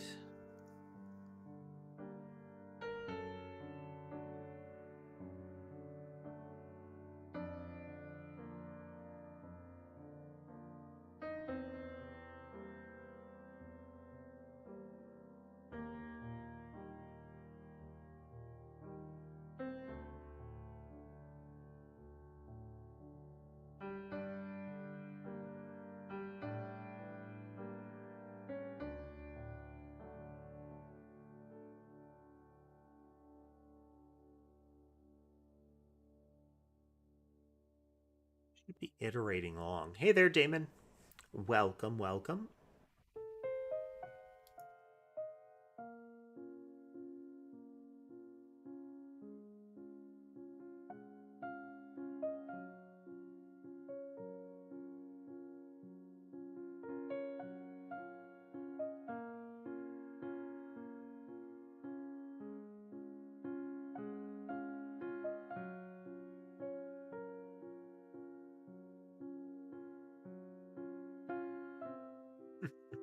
Well, thank you. I appreciate it.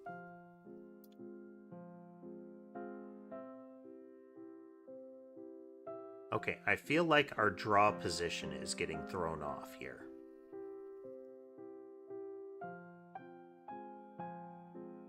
Sorry, our position transform. So it's scaled to 6, so we have these markers here.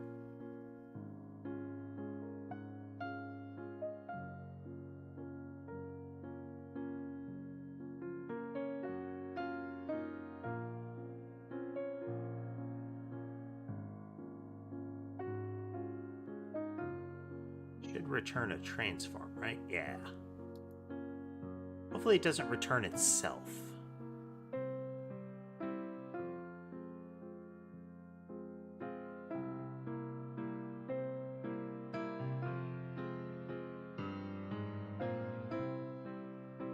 Oh. We're messing with the same canvas item.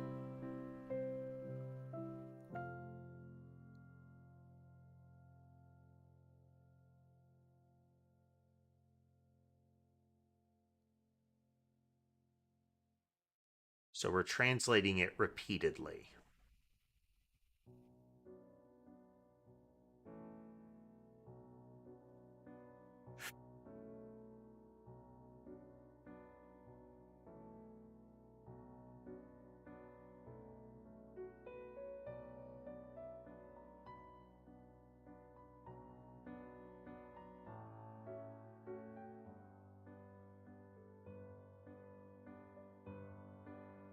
Or science.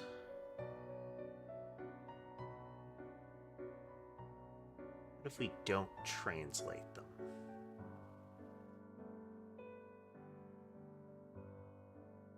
Instead, we just render them absolute for now.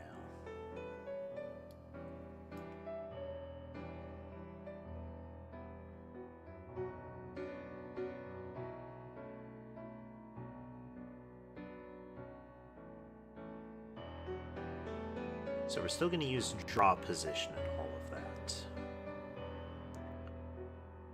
We're going to start with this one.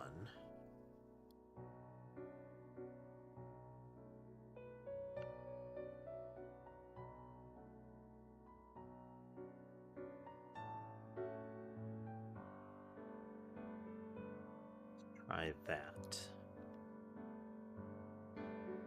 Oh no! That's not right.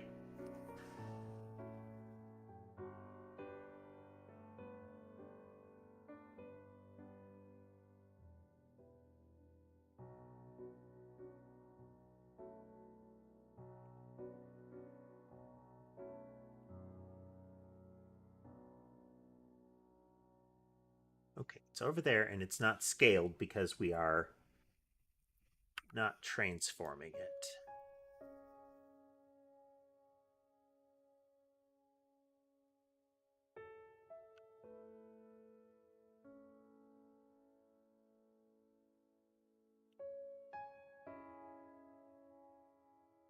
How you doing, Copper? It's not affecting that.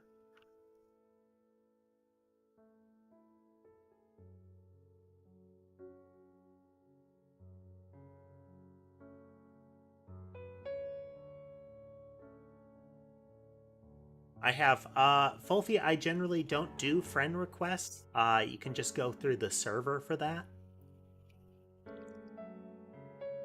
And I only check the server off stream if I can help it.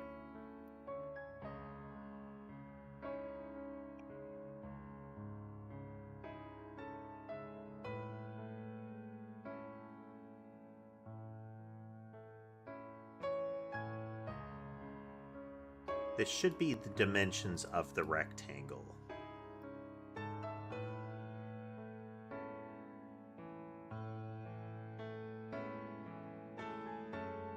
Clearly we're doing it wrong, though. So every time we translate, we're moving this canvas item RID here. But I don't really want to mess with the whole canvas item. I want to render to different spots. So that's why I think we need that.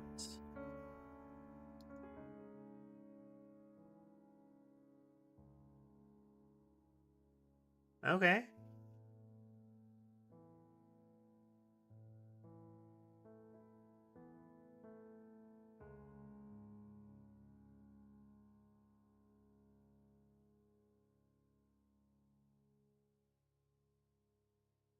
Oh, okay. That's right. That's right. We are adding many, many weapons. That number of mice.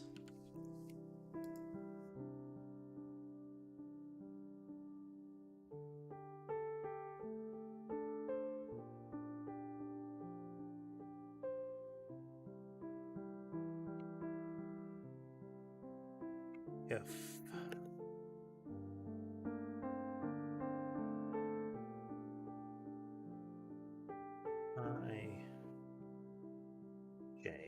then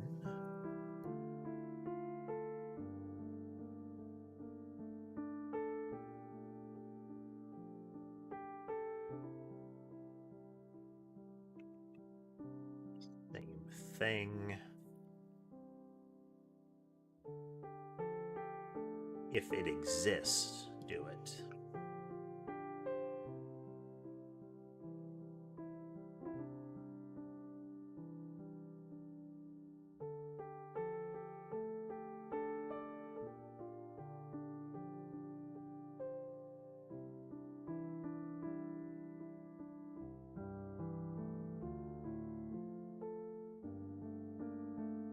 Oh, yeah.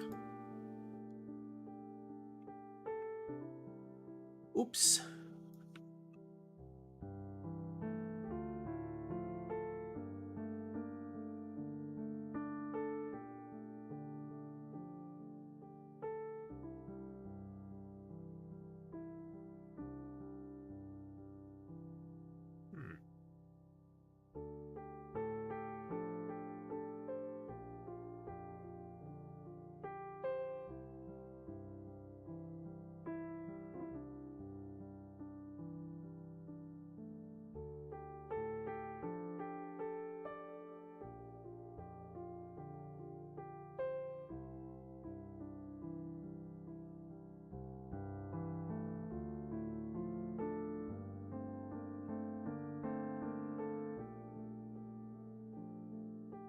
Interesting. So, you can't really see it very clearly, but there's a purple dot on the screen that is the preliminary for the inventory that I'm trying to display.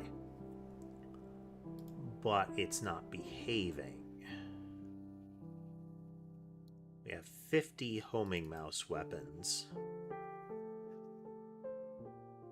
So we should be iterating through this part 50 times.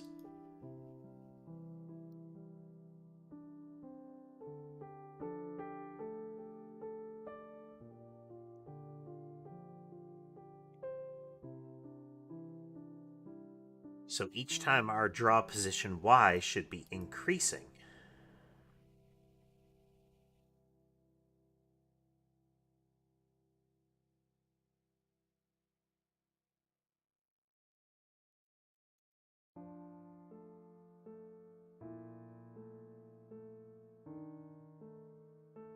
Help.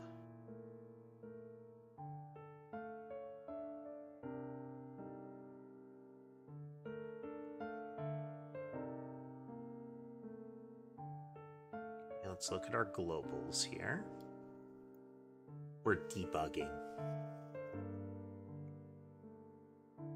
Hello there.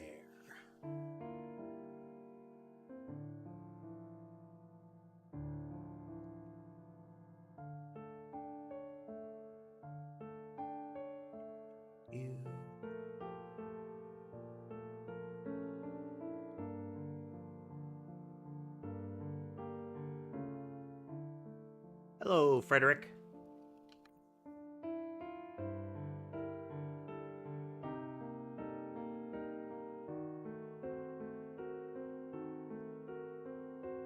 Hello, Loke.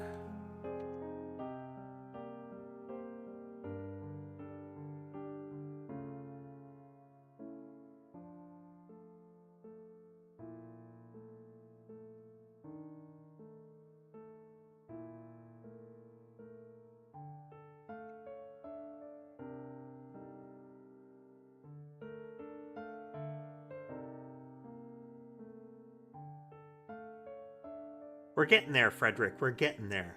And hello, Loke, Pickle, Eclipse, and Frederick once again. Welcome, everybody. We are working on the inventory system for our game.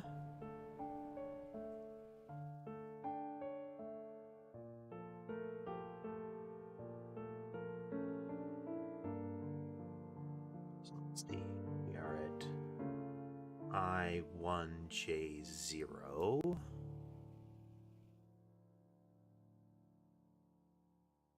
Contains nothing in positioners and nothing in movers. Okay, that actually makes sense. But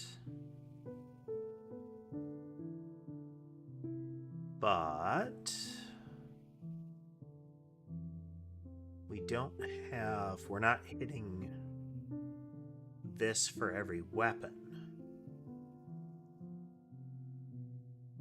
Oh, well, that's why. Womp womp.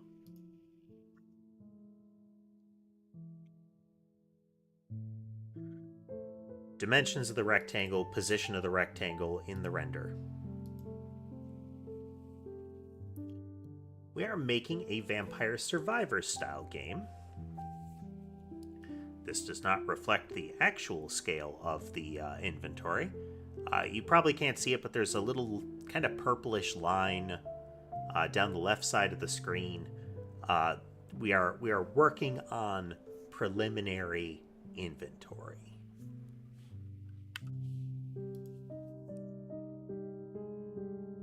Okay, so now we just need to translate the whole thing.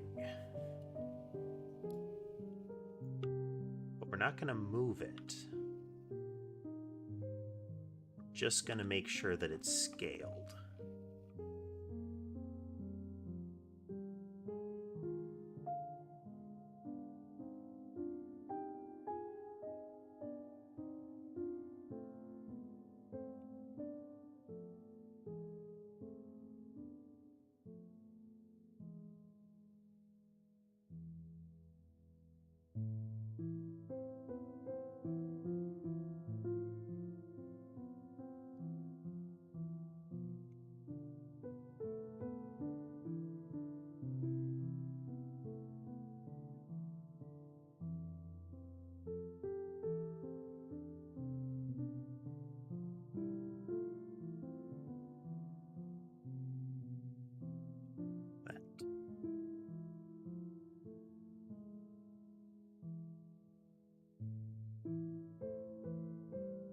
It's gonna be a separate pullout. There's gonna be a different rendering process for when it's not open.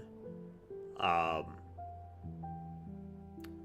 we'll cross that bridge when we get there. We're working on the fully pulled out version so I can mess with it.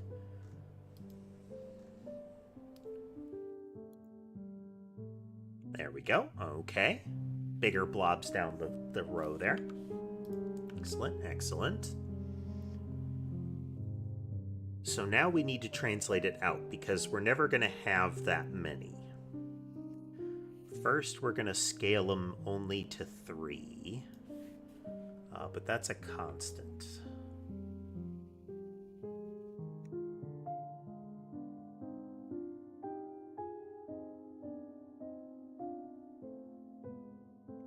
No. Okay.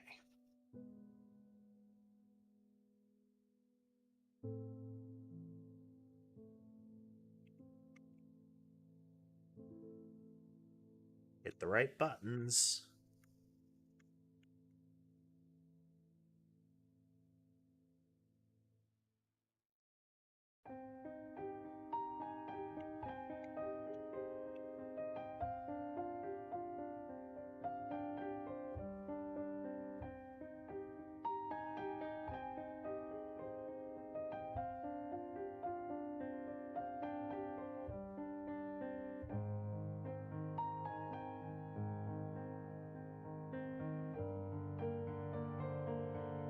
Very roundabout, but...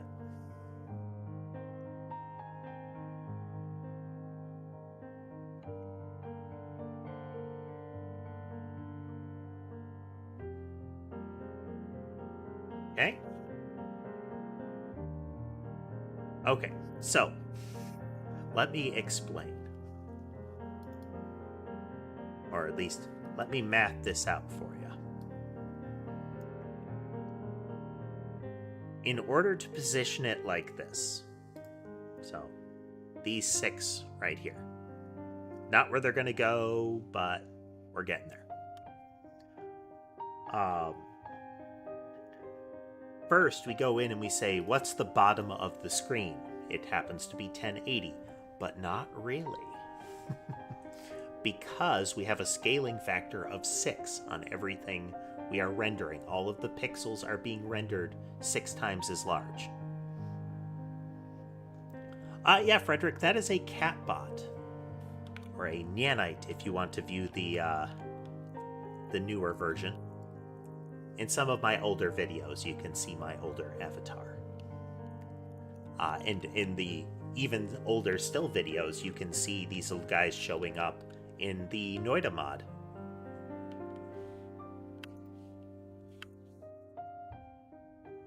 But since the sprites are being rendered 6 times bigger, we have to divide the height value of the screen by 6 to get the actual one. Then we're moving up 6 rows, and then back down the number of rows that we're working on. It's a bit circuitous, but, you know.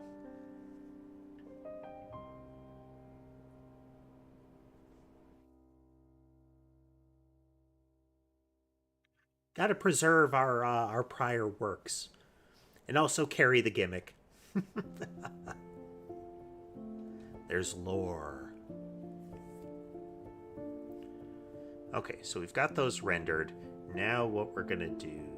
Let's look at our art here real quick. I should have a red bubble. Yeah.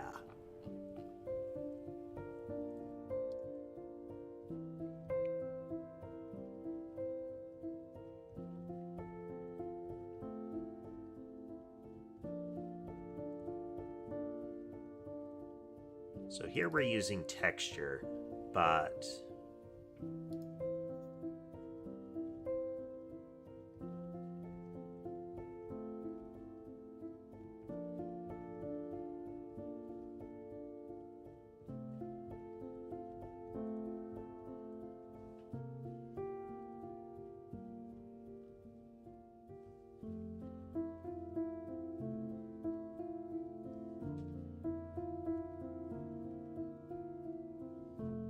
Okay, so we're always going to draw.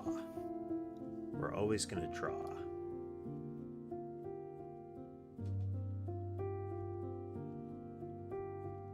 So we're always going to have the bubbles. We don't need to do the check.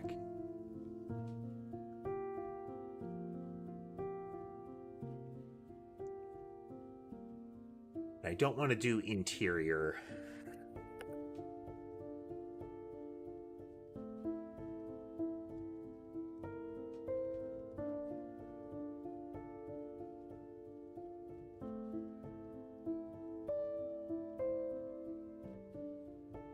Hey Bing, can you do it?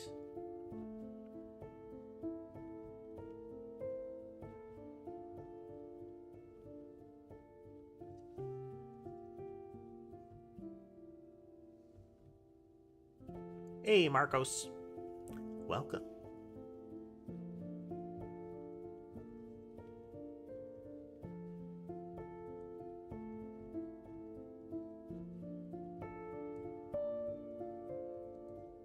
There will always be a texture for the weapon, ideally.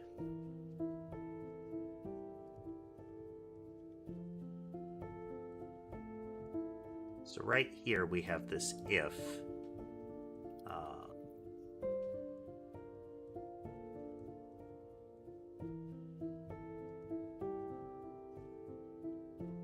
So we're always going to draw something.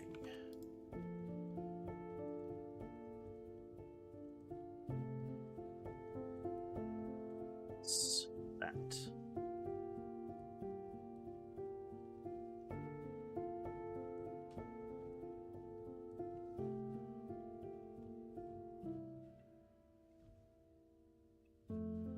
Same way.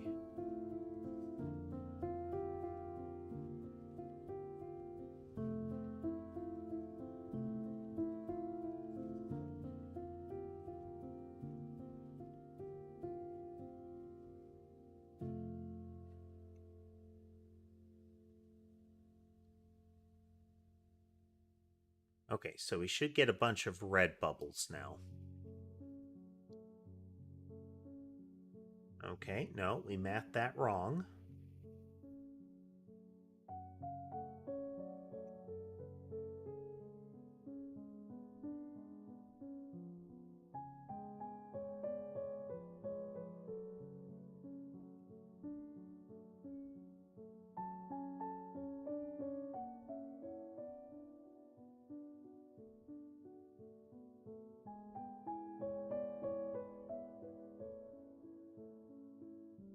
Ah. Red ball.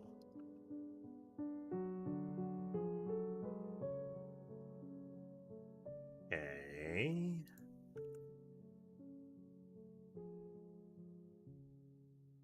We should be getting a bunch of nulls, though.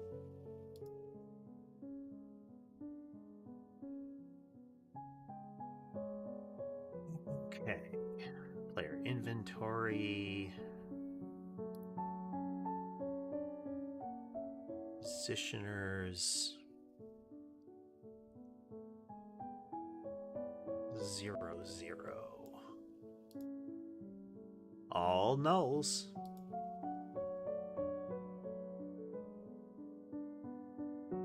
Two. Red ball.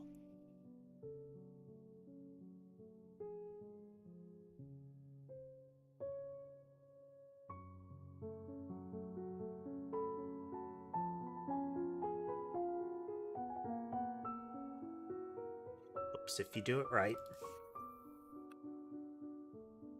I was setting up texture to use, but I was still only using texture 1, which will inhibit us seeing texture to use.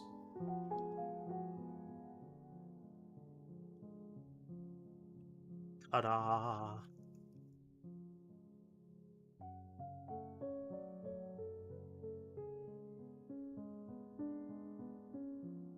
Numbers aren't mathing, though.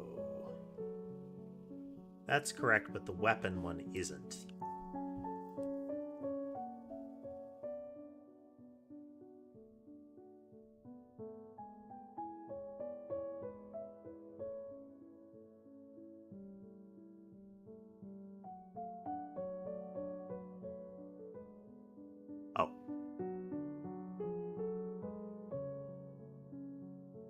overwritten.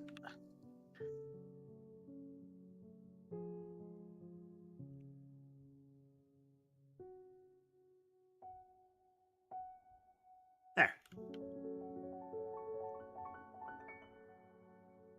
So this would be if the inventory panel is open.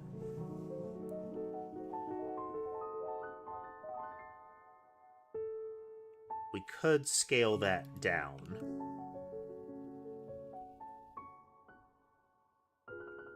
We do that.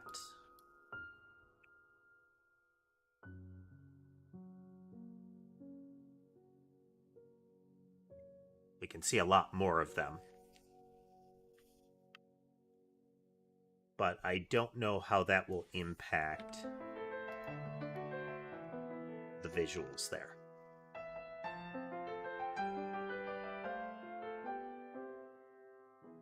So now, if we go into our catalog, we're going to temporarily do this differently here.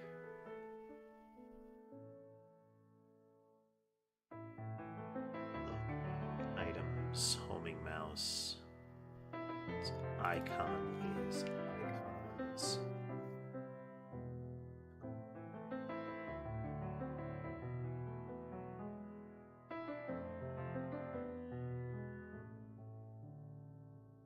Just going to use the yarn icon for it.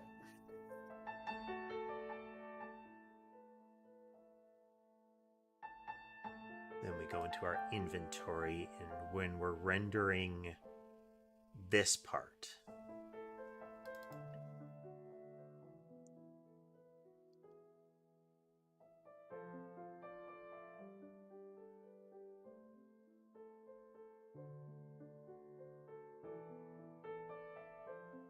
so this will be if there's an icon.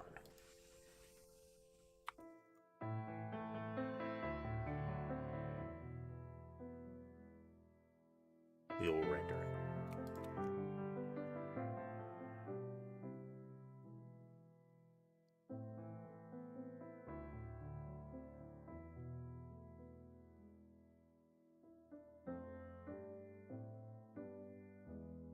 Just do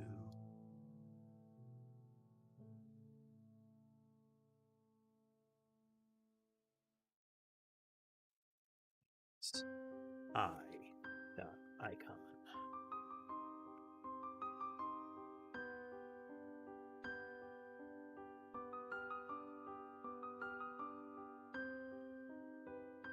We have a blank there.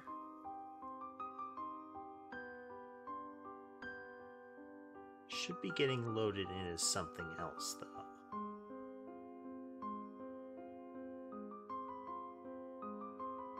Inventory, entities, this entity.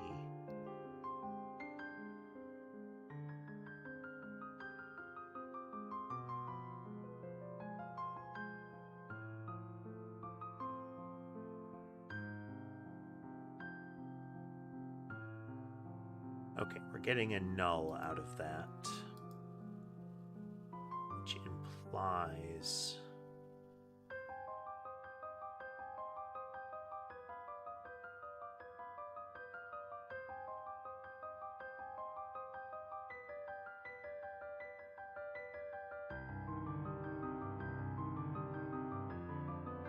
load up item.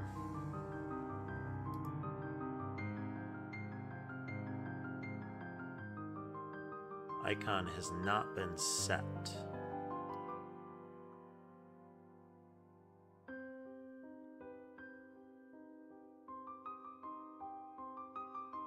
It'd help if I set it.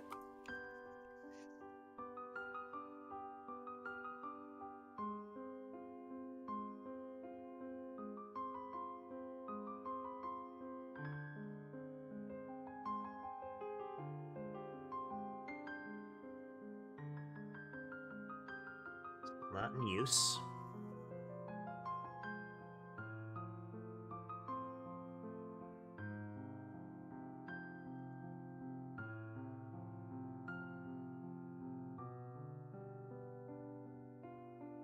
Still null there.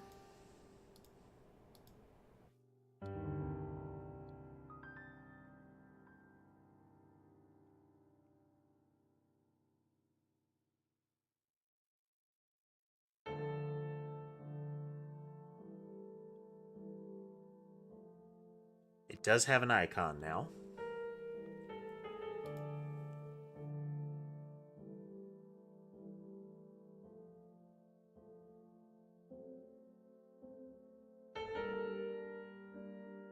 We properly doing that when we clone it.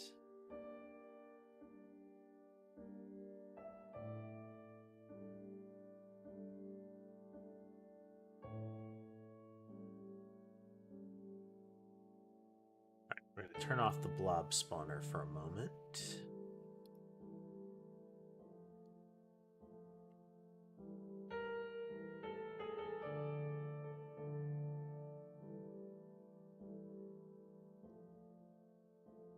Player.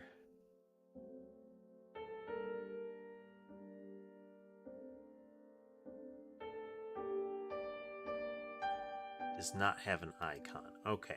So there is part of the creation process in the entity that isn't propagating the icon.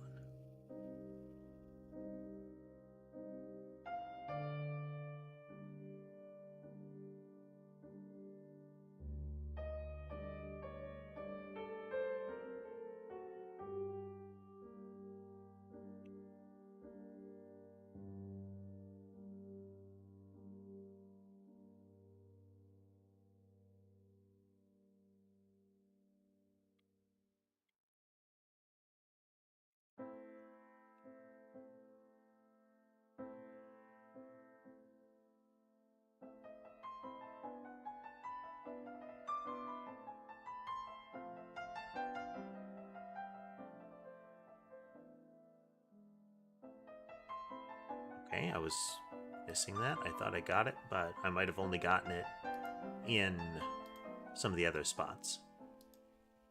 There we go. There's our first icon. Then let's quickly go in here. Just make a blank.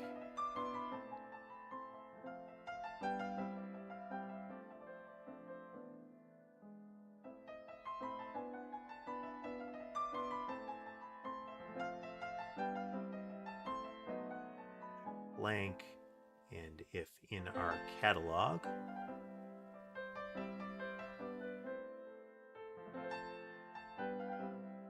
no worries, Frederick, no worries. Plenty of people just like to hang out. If you do have questions about what I'm up to or anything, though, folks, feel free to ask. Icons.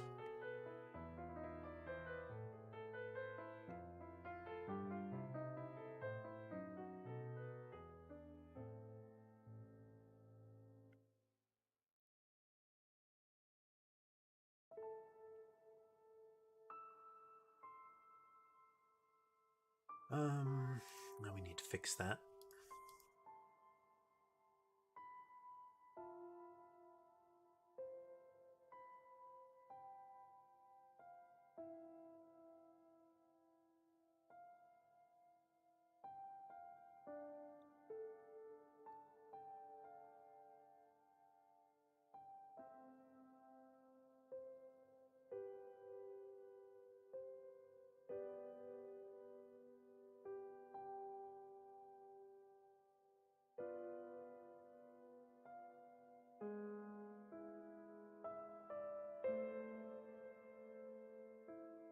Okay, so then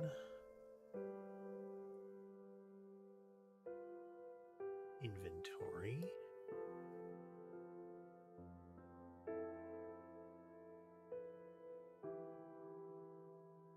The actual inventory object.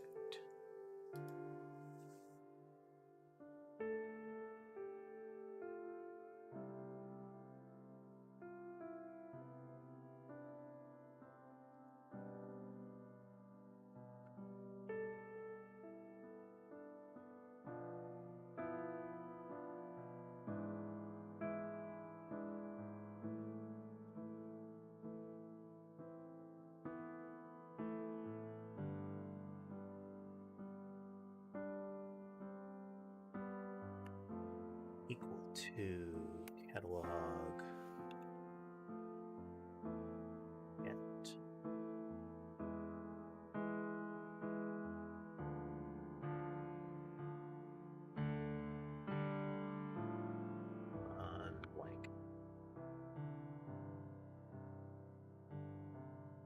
Okay, if it doesn't have an icon, then we'll do this. If it, which means we will always render something, because we do have a blank now. This will be slightly different for this part.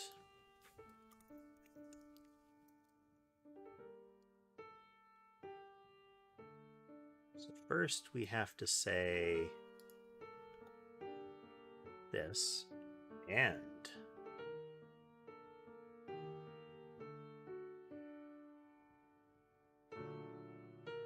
this.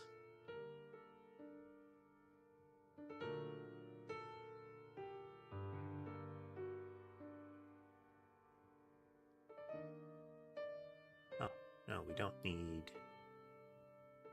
Yeah, we should still do that. We could layer it. We could do a couple of sets. That might actually be cleaner.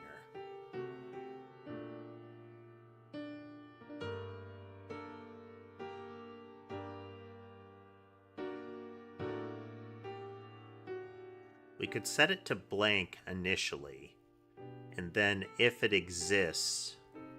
Nah, this is just as good.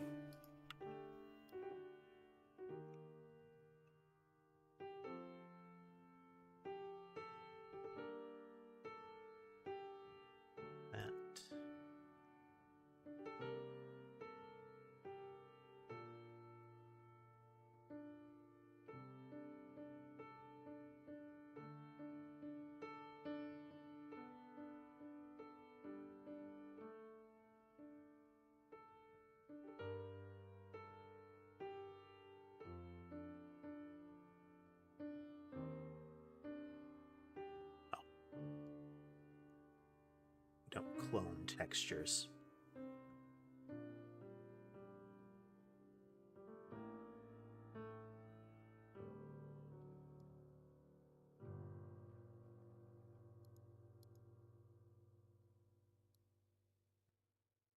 Okay, we've got our blanks in place now.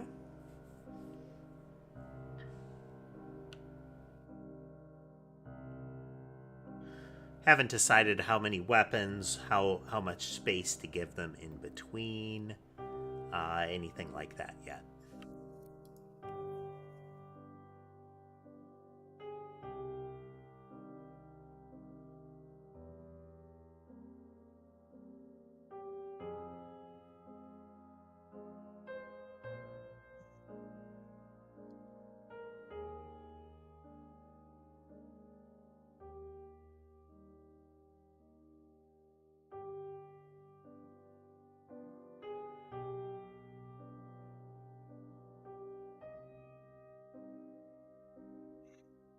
The test item is meant to be a wind-up mouse, Frederick.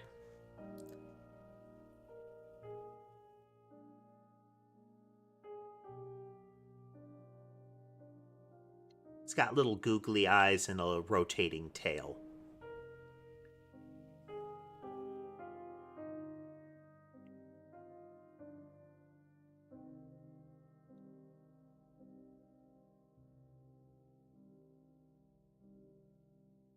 Okay. Now we're going to go in to the game and we're going to limit it down to one weapon.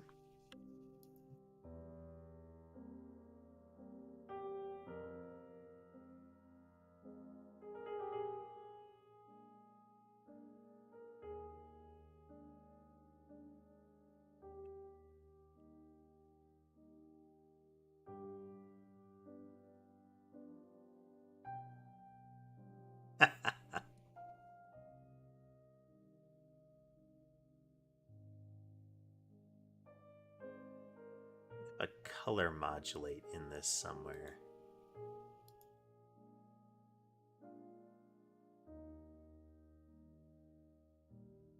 It's after source rectangle.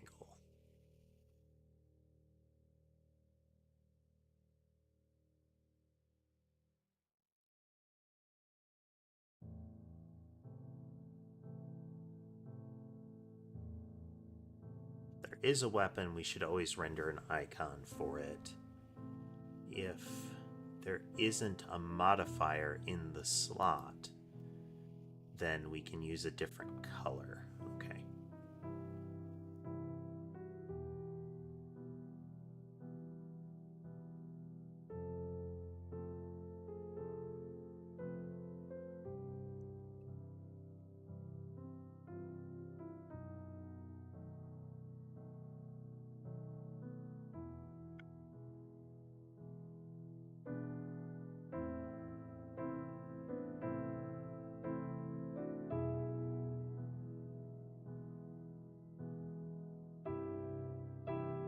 White is entirely one there.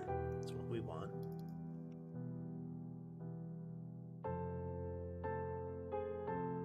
There is an icon.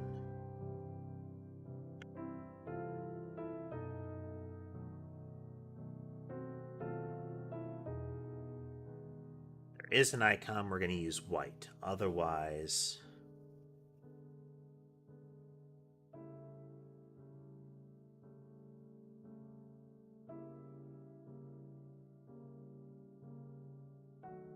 actually, no, we can just set it at the top of each loop here. Say the color is white.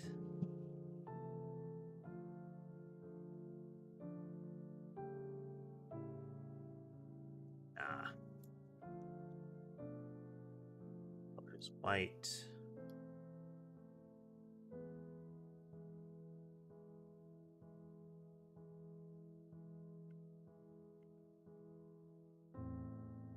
Have the alpha.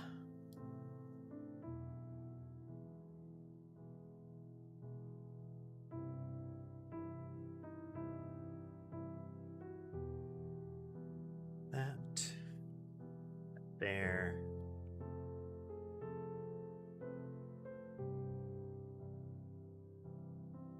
We will come up with a wrapper for this.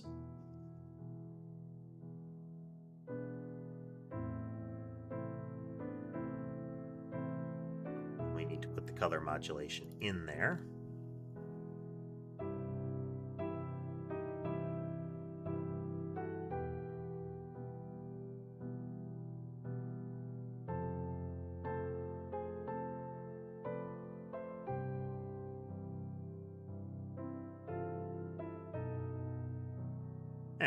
We have transparent for anything that is empty.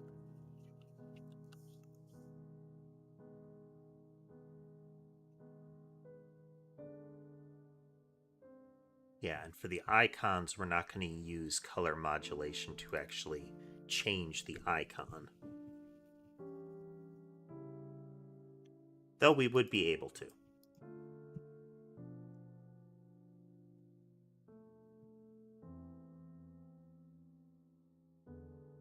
Okay.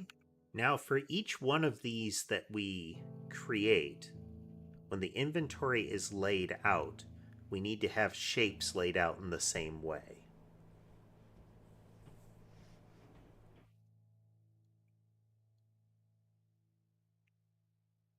Now, we're going to cheat a little bit on this,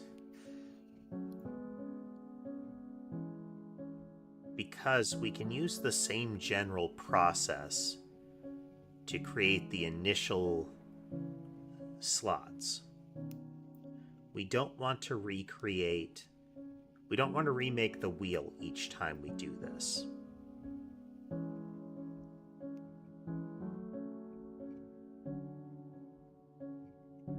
So we're going to need a series of rectangles.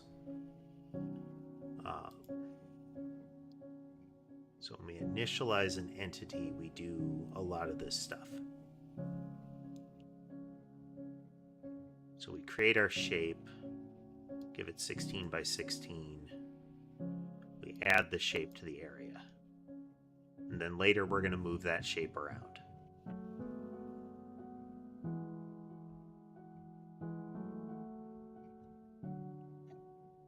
Yeah, there's going to be a lot of new constants and whatnot that I need to put in that file to make it coherent, but we'll roll with it from there.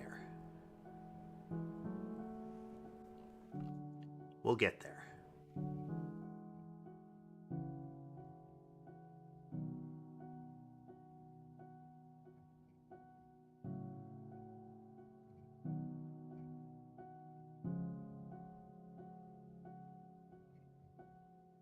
That.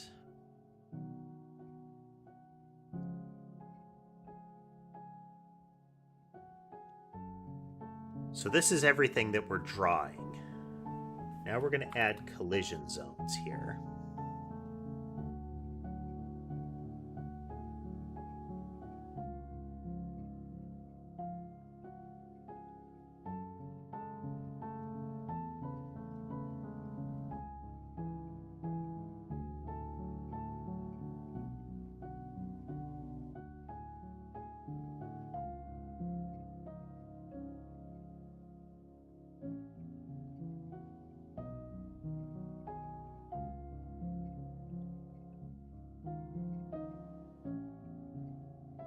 We need the area RID, which is our mouse tracker.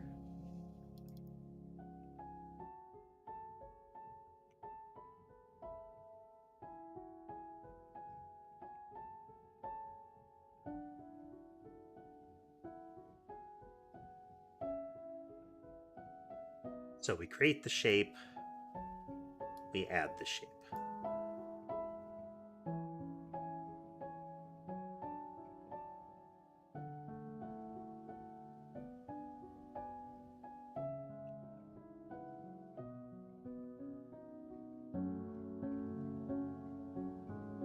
All right, we're going to need a transform as well. Again, same fashion as the rendering that we're doing. So we determine the position that we're transforming to.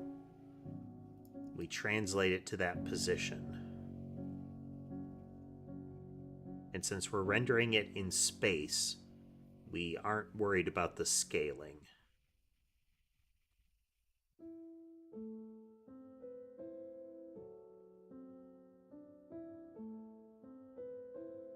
And this shape will be absolute, because the inventory doesn't actually move around the screen.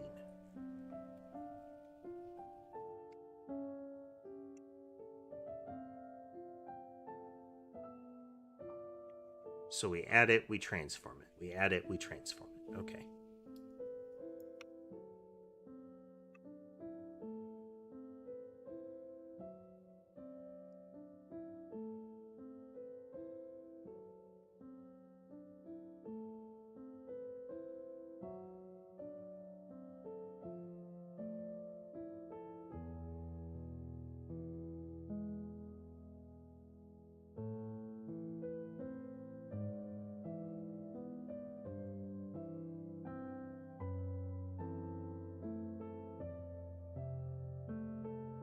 Okay, so we just added a shape.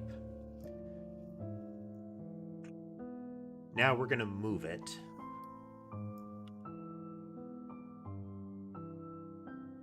Into position here.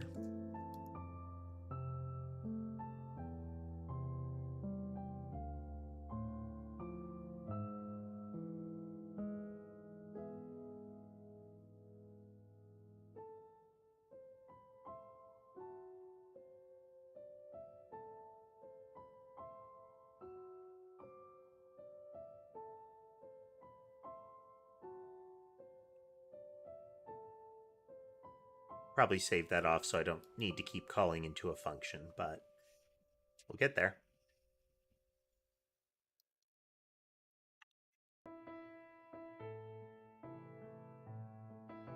So each possible slot needs to have a collision zone, which is what we're setting up right now.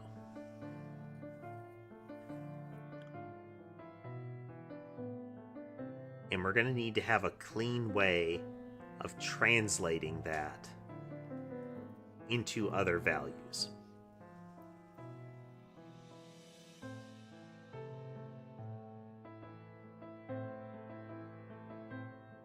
Because the shape is going to be a linearly increasing integer.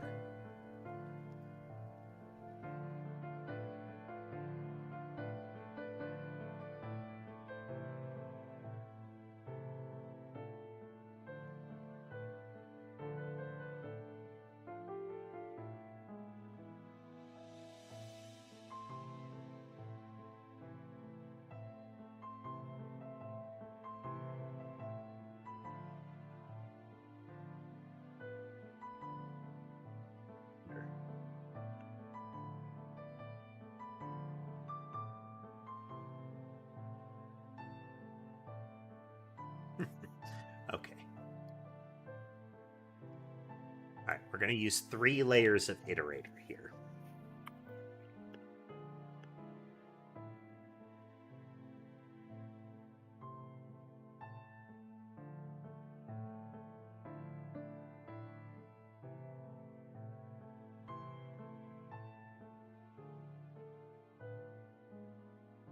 No worries, Frederick.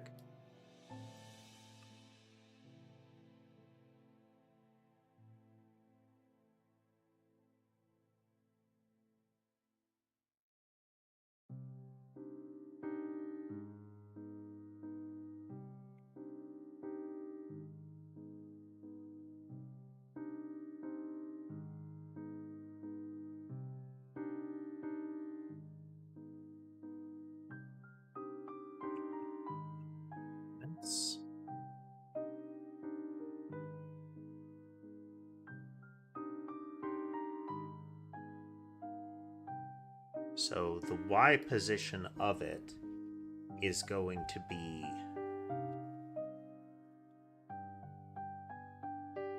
translating this is a mess.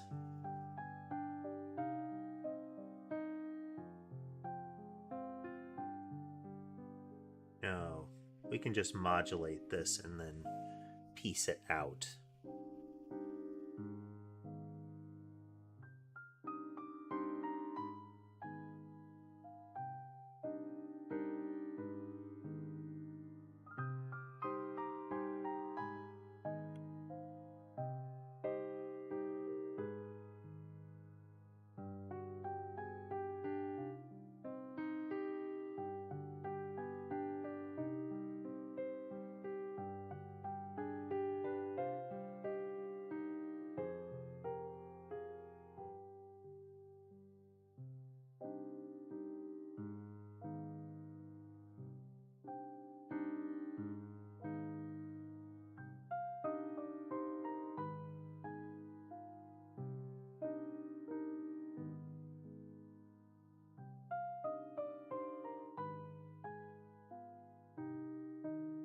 Hey there, Nah.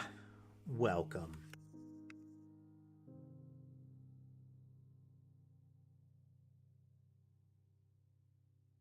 Welcome to the coding stream.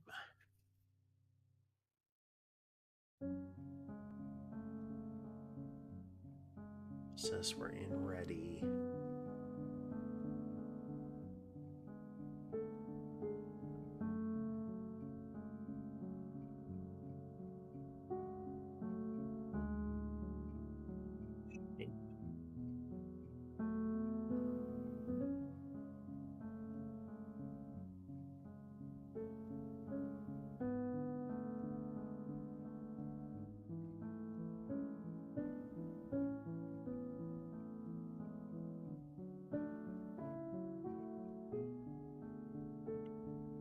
We are writing a game, Nah. Writing a Vampire Survivor style game.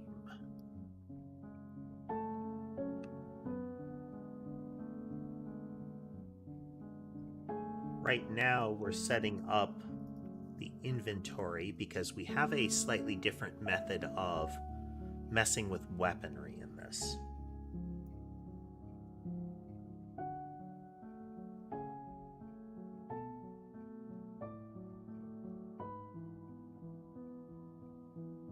Doing this because we're going to need to report to the player inventory global which shape was messed with.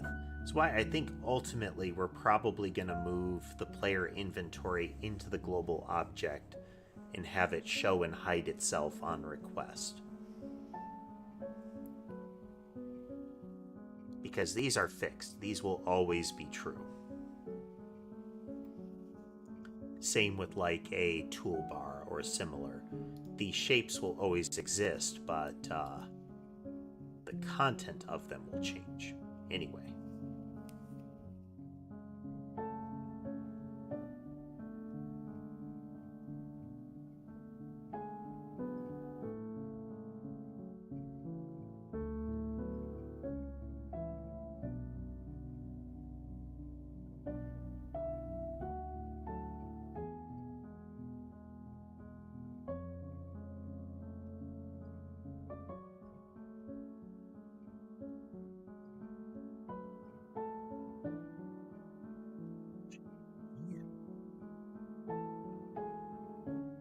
math out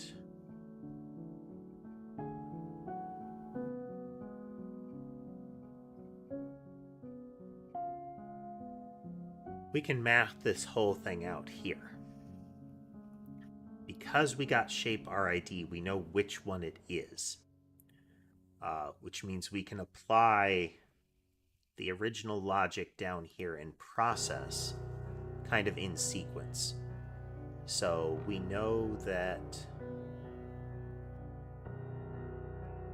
the draw position operates like this.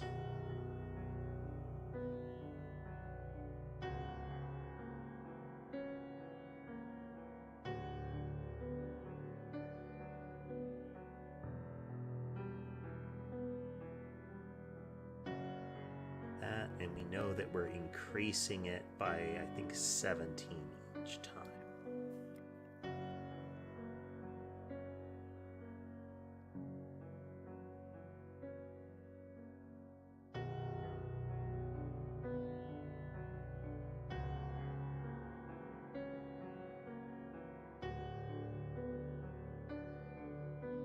Shape ID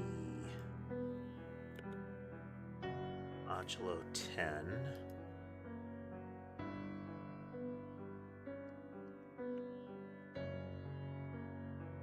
$11.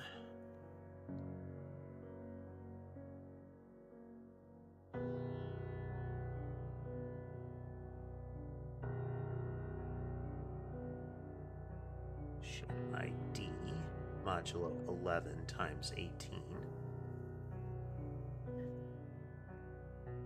Then the X position is 0.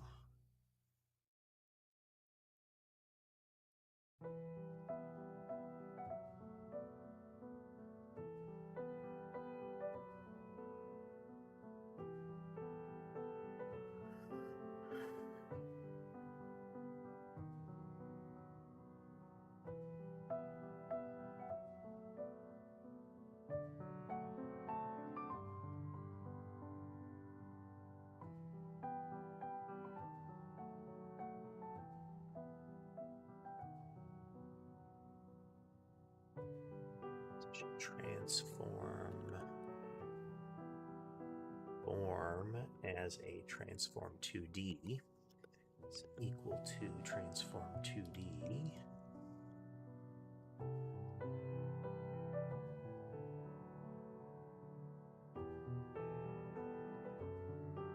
translated shape position.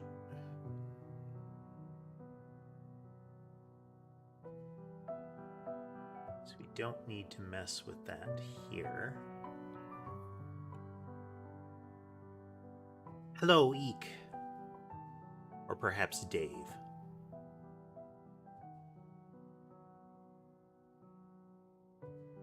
I'm unfamiliar with them, Dave.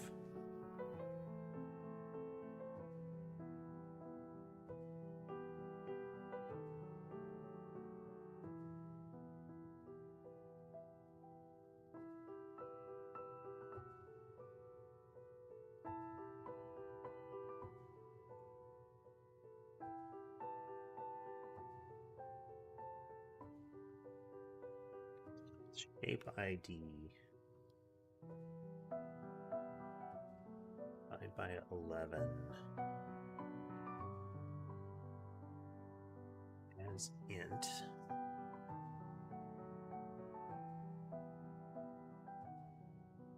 I see. I'm also unfamiliar with Roblox Tycoon. I don't play Roblox.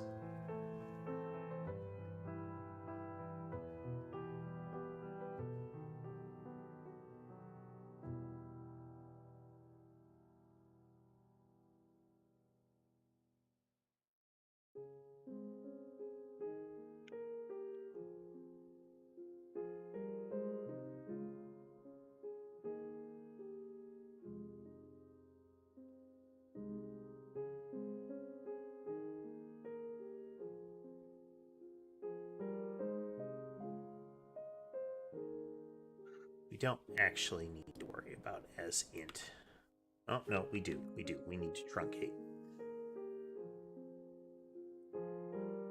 We do floor.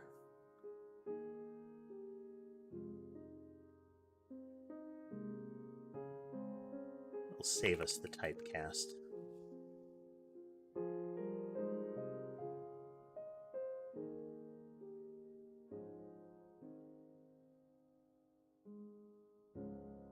So we're going to crop it down.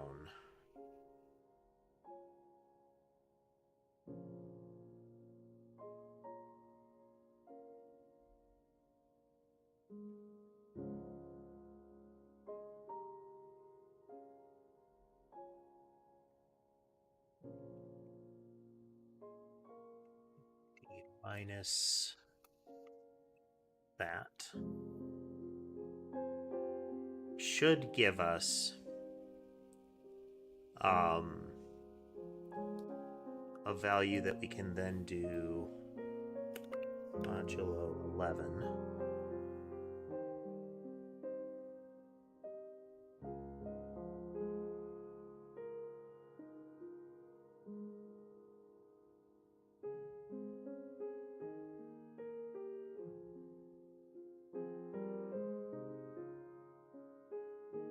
Truncate it down to an integer.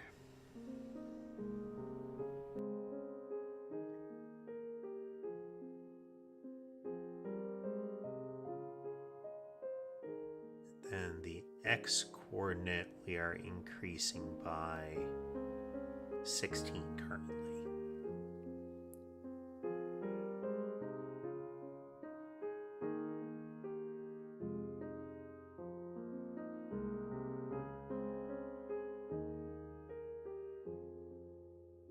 I only play my piano soundtrack there, Dave.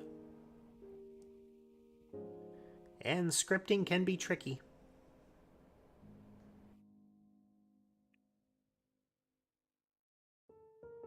So then we're going to use shape ID here.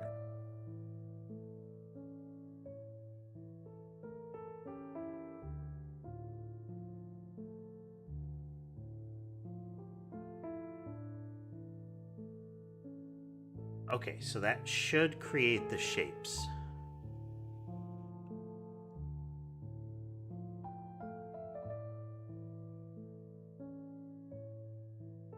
So now we need a collision logic added to this.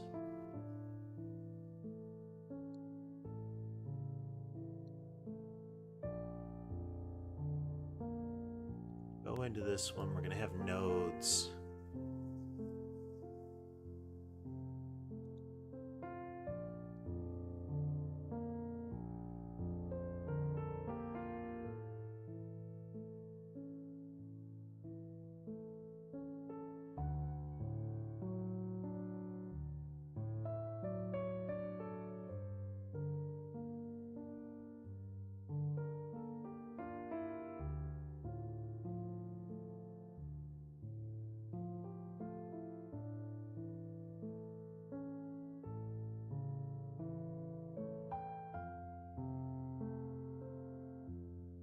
Oh.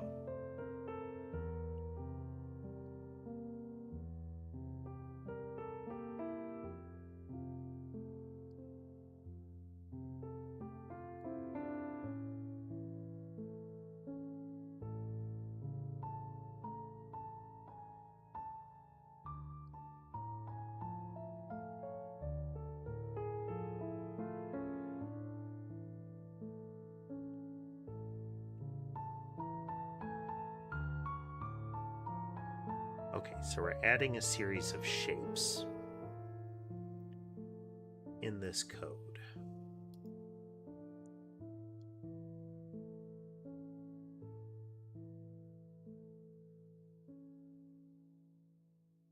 All right, we're never calling add shape. That's the problem. No, we totally are.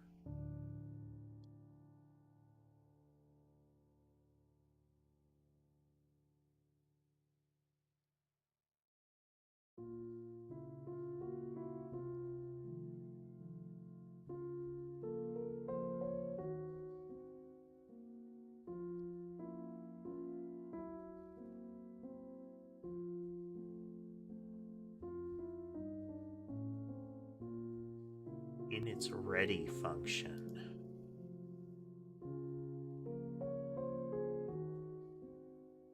Inventory isn't set up. Oh, of course it's not set up because we haven't called ready on the parent yet.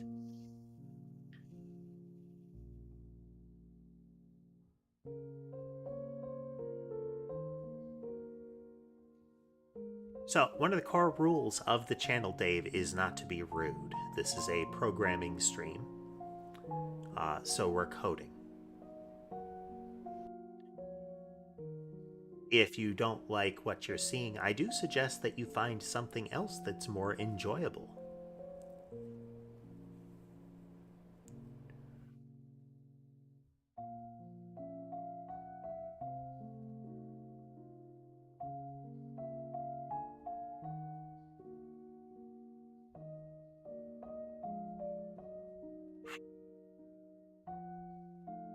Okay, so at the time of readying... Oh. We don't care about that. We know these numbers up front. There will be 6 weapons. There will be 11 slots.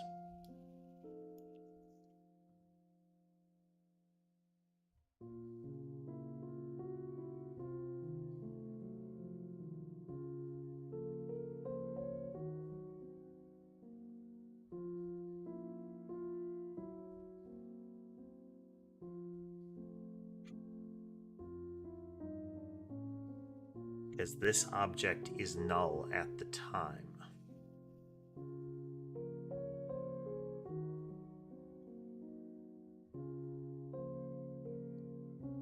Oh, no it's not. Just got scrambled.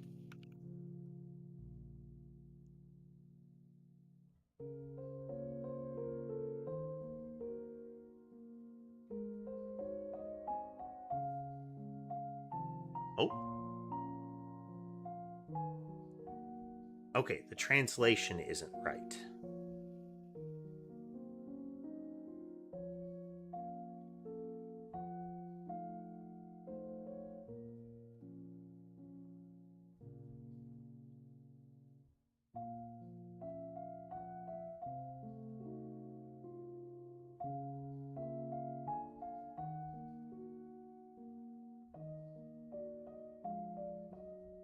Using position transform anymore, we're just passing in an ID.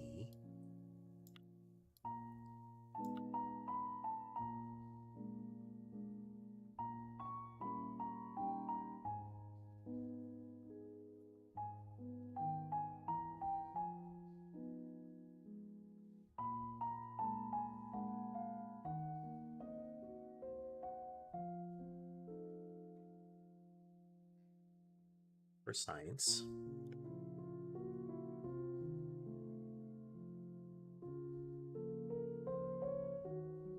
Oh.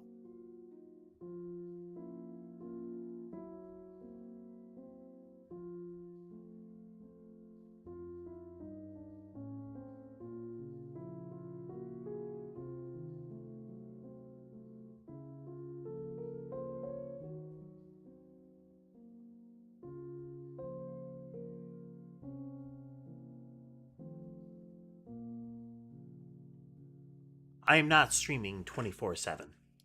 I generally stream about 3 hours when I stream.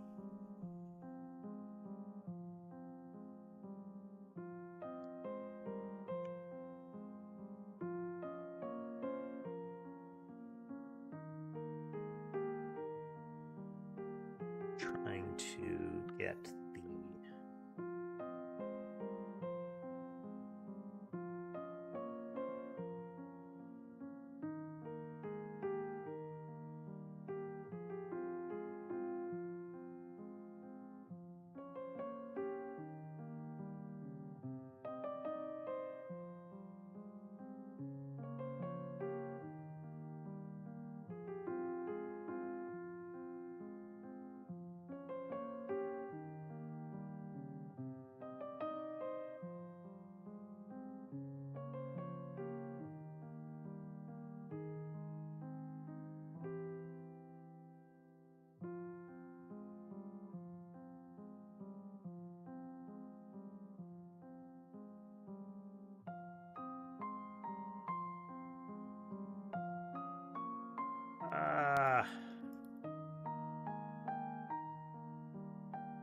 Where are they hiding?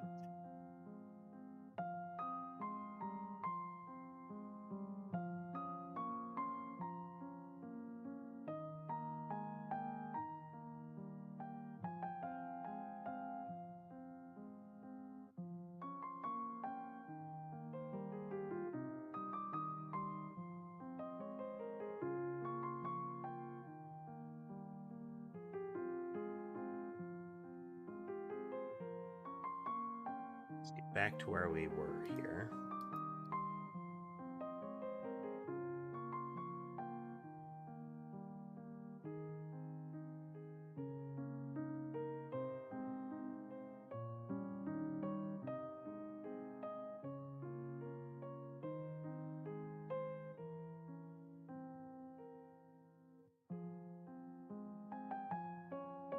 We're rendering them, but now I've got to get them in the same position on the screen.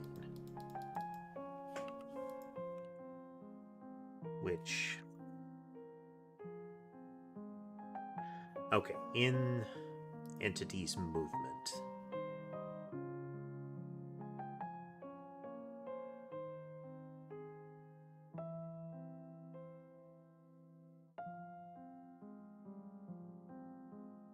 We have known position.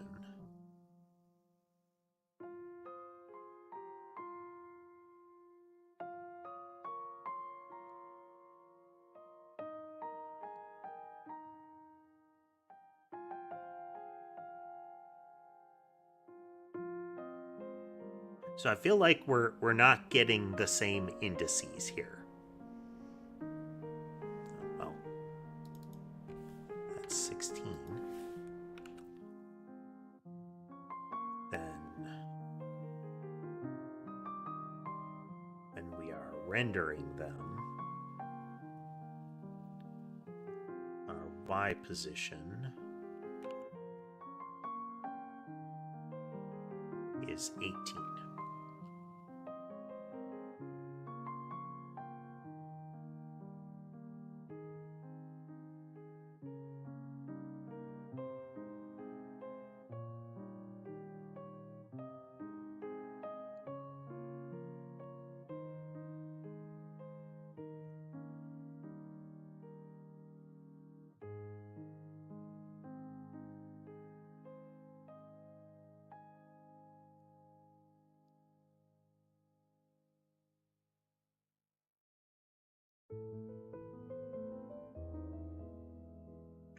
Okay, let's add another event here.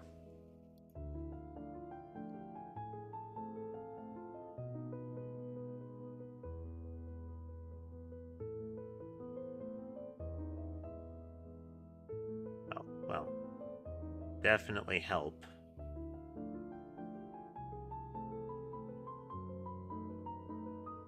Still in the upper left corner.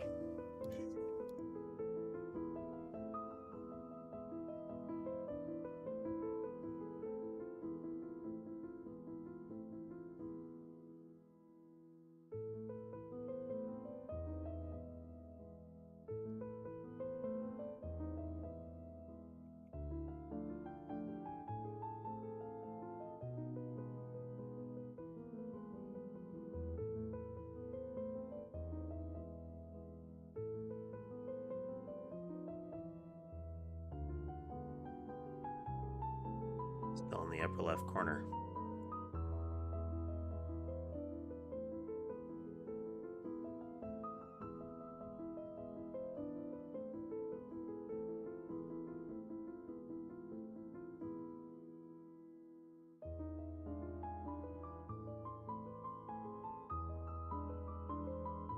Strange that it's not scaling those shapes.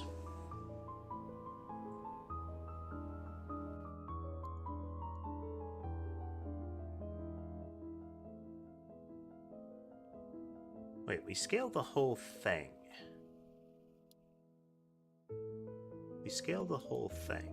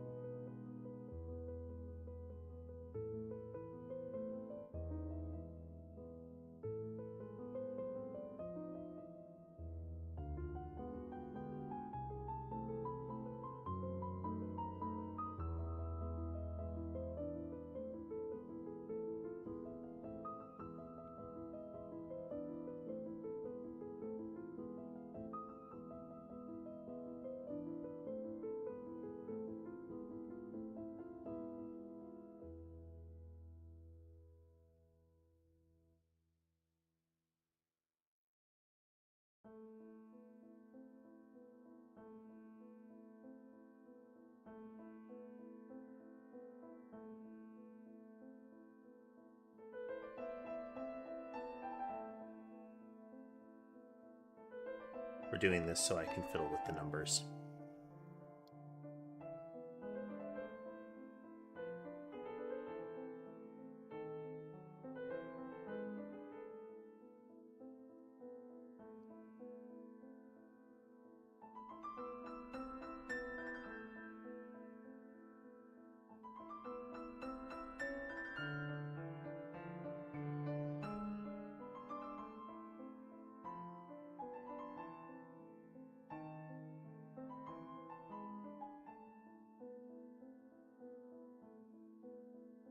Okay, the Y is changing steadily.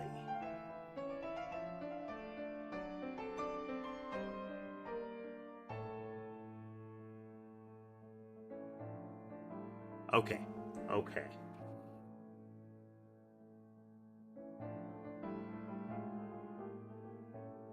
It's not just this.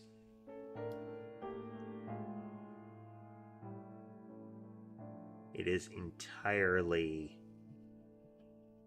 this.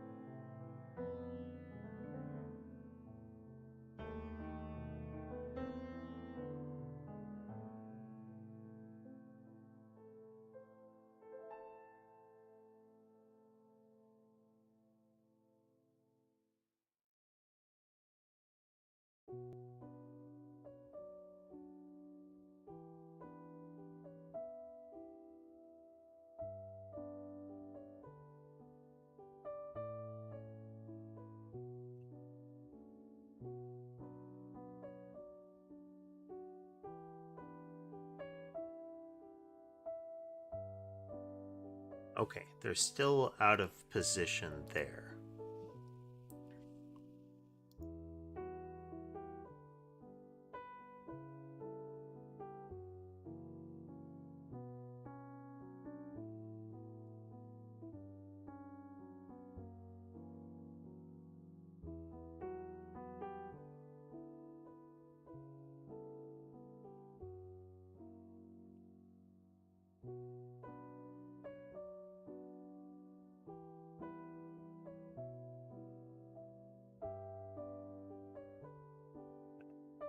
That breakpoint again?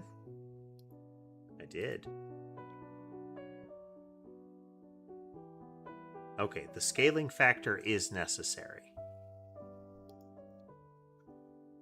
I was hoping to get further along than this. What we're doing currently is we're trying to add collision boxes to the individual spaces.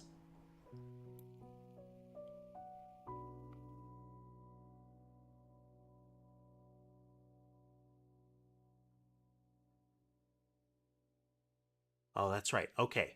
We're not scaling the visuals of this. We should be able to get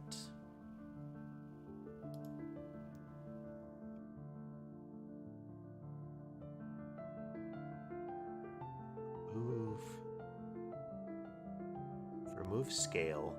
Now this is set scaling to 0 here.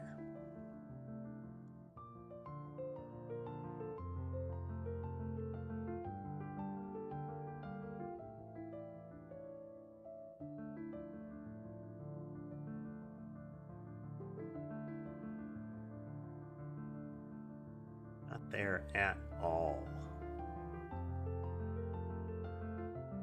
Wait. No.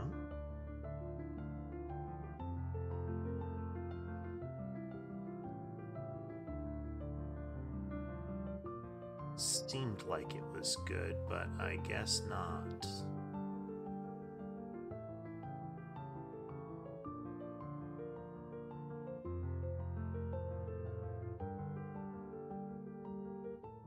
See, this should be positioned such that 0, 0 is the upper left of the screen.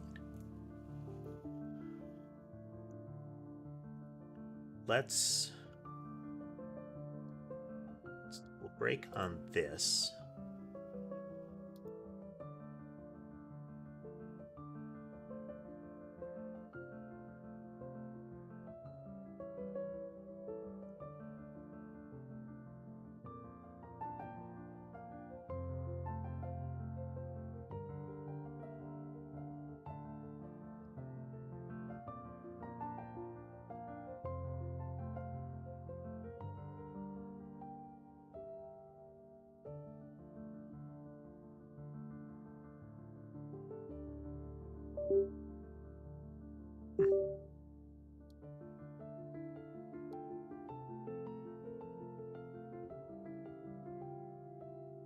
Very specific spot.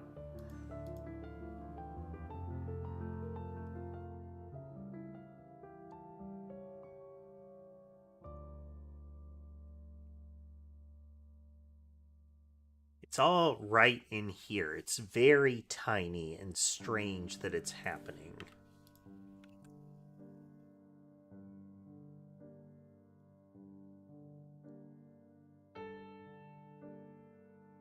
Welcome back, Sleepyhead.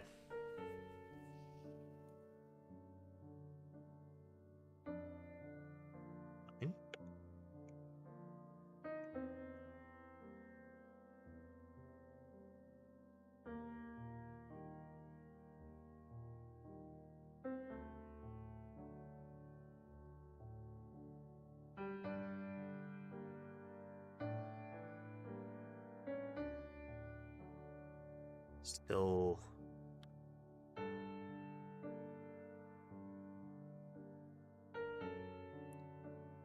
not making a huge amount of... I mean, we've gotten this far, but there's still something wrong here.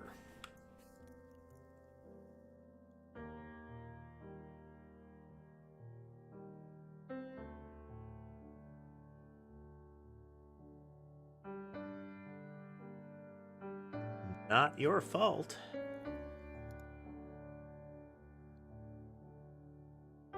Oh, I think we got it. No, not quite.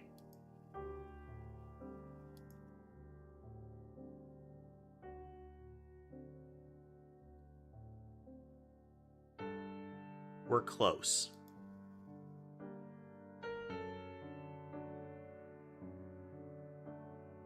We are close. We're running a little over because of that. Let me show you in just a moment, Tass.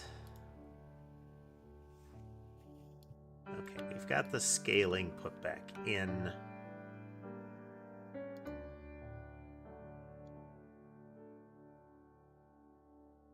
Now we're going to make sure we have that breakpoint.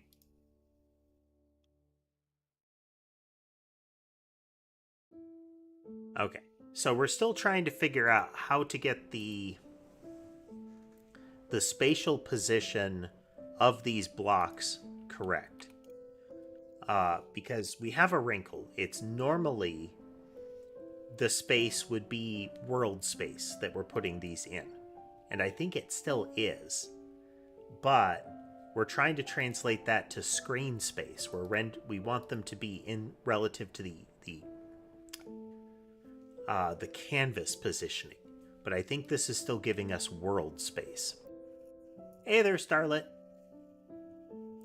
Welcome. So I need to turn this into screen position. But I don't know how to do that.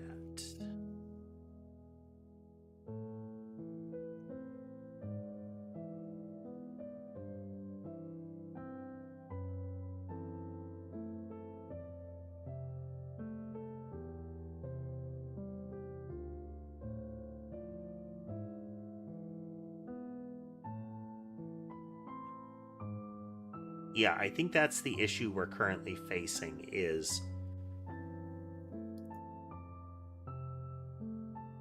this is different. the spatial coordinates of these two things are different. A normal VTuber.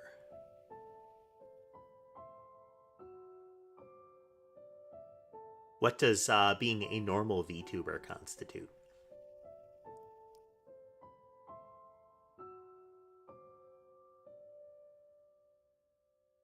I suspect so. There are a lot of different types of streamers.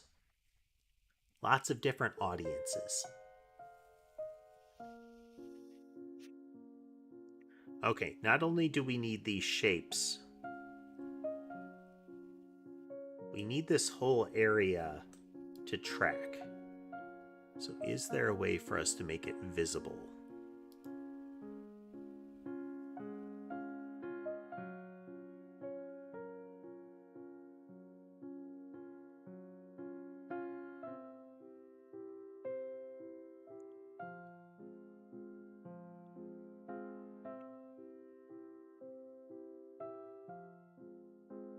It is not.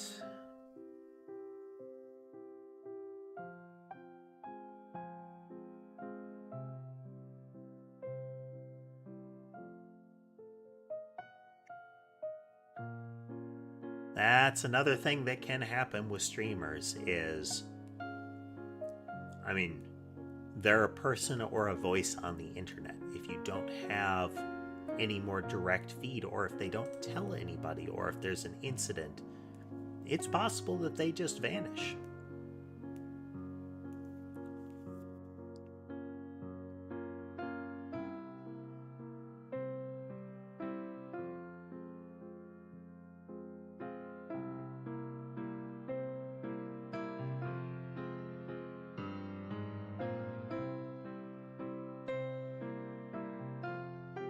One variable at a time, one variable at a time.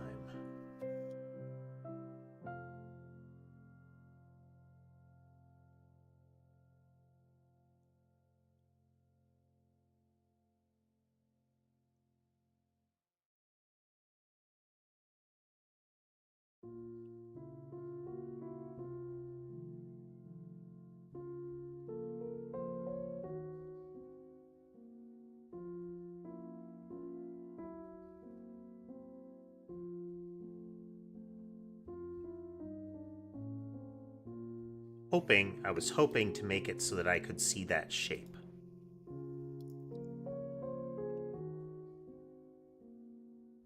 This whole area, but it would seem I cannot.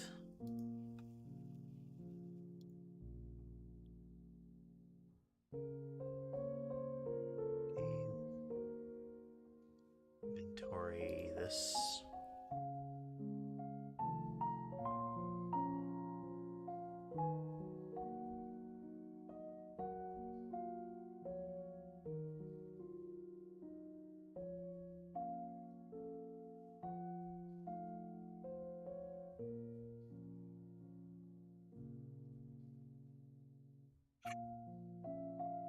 Alright, this needs more research, I think. This needs more research.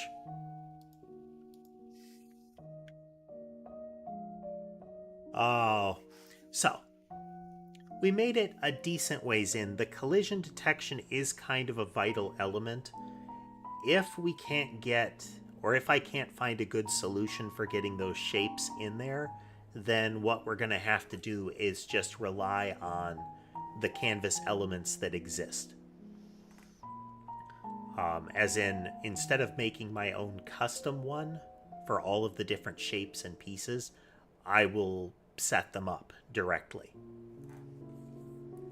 So, make my own array of shapes, put them in there, set the sprite on it instead. I could still potentially do the drawing manually, but I don't think there's any use there.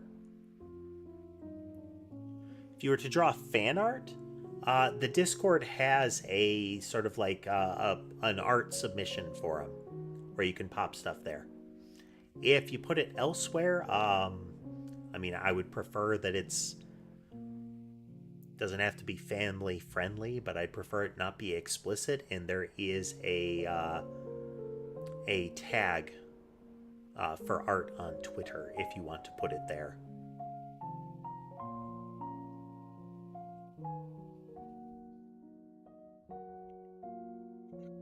Oh, but we'll have to review how we're doing this. It might be that I can just change some of it and just use the built-in Godot structures and save myself some pain, or at least further pain.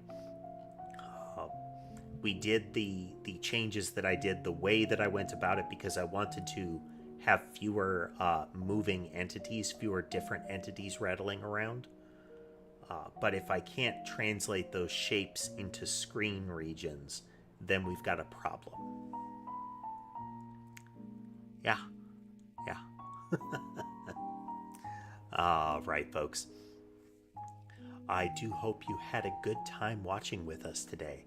Our next stream is supposed to be tomorrow at 4 p.m. U.S. Central Normal Time, and we'll be continuing our programming. I do not have the streams for the rest of the week scheduled yet.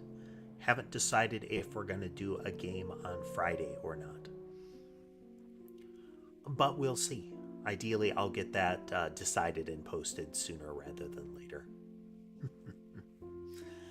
Oh, if you like what you saw and would like to see more, remember to like, follow, subscribe, all that good stuff. It helps the channel grow. With all that said, I hope you have a good rest of your day. Goodbye, everyone.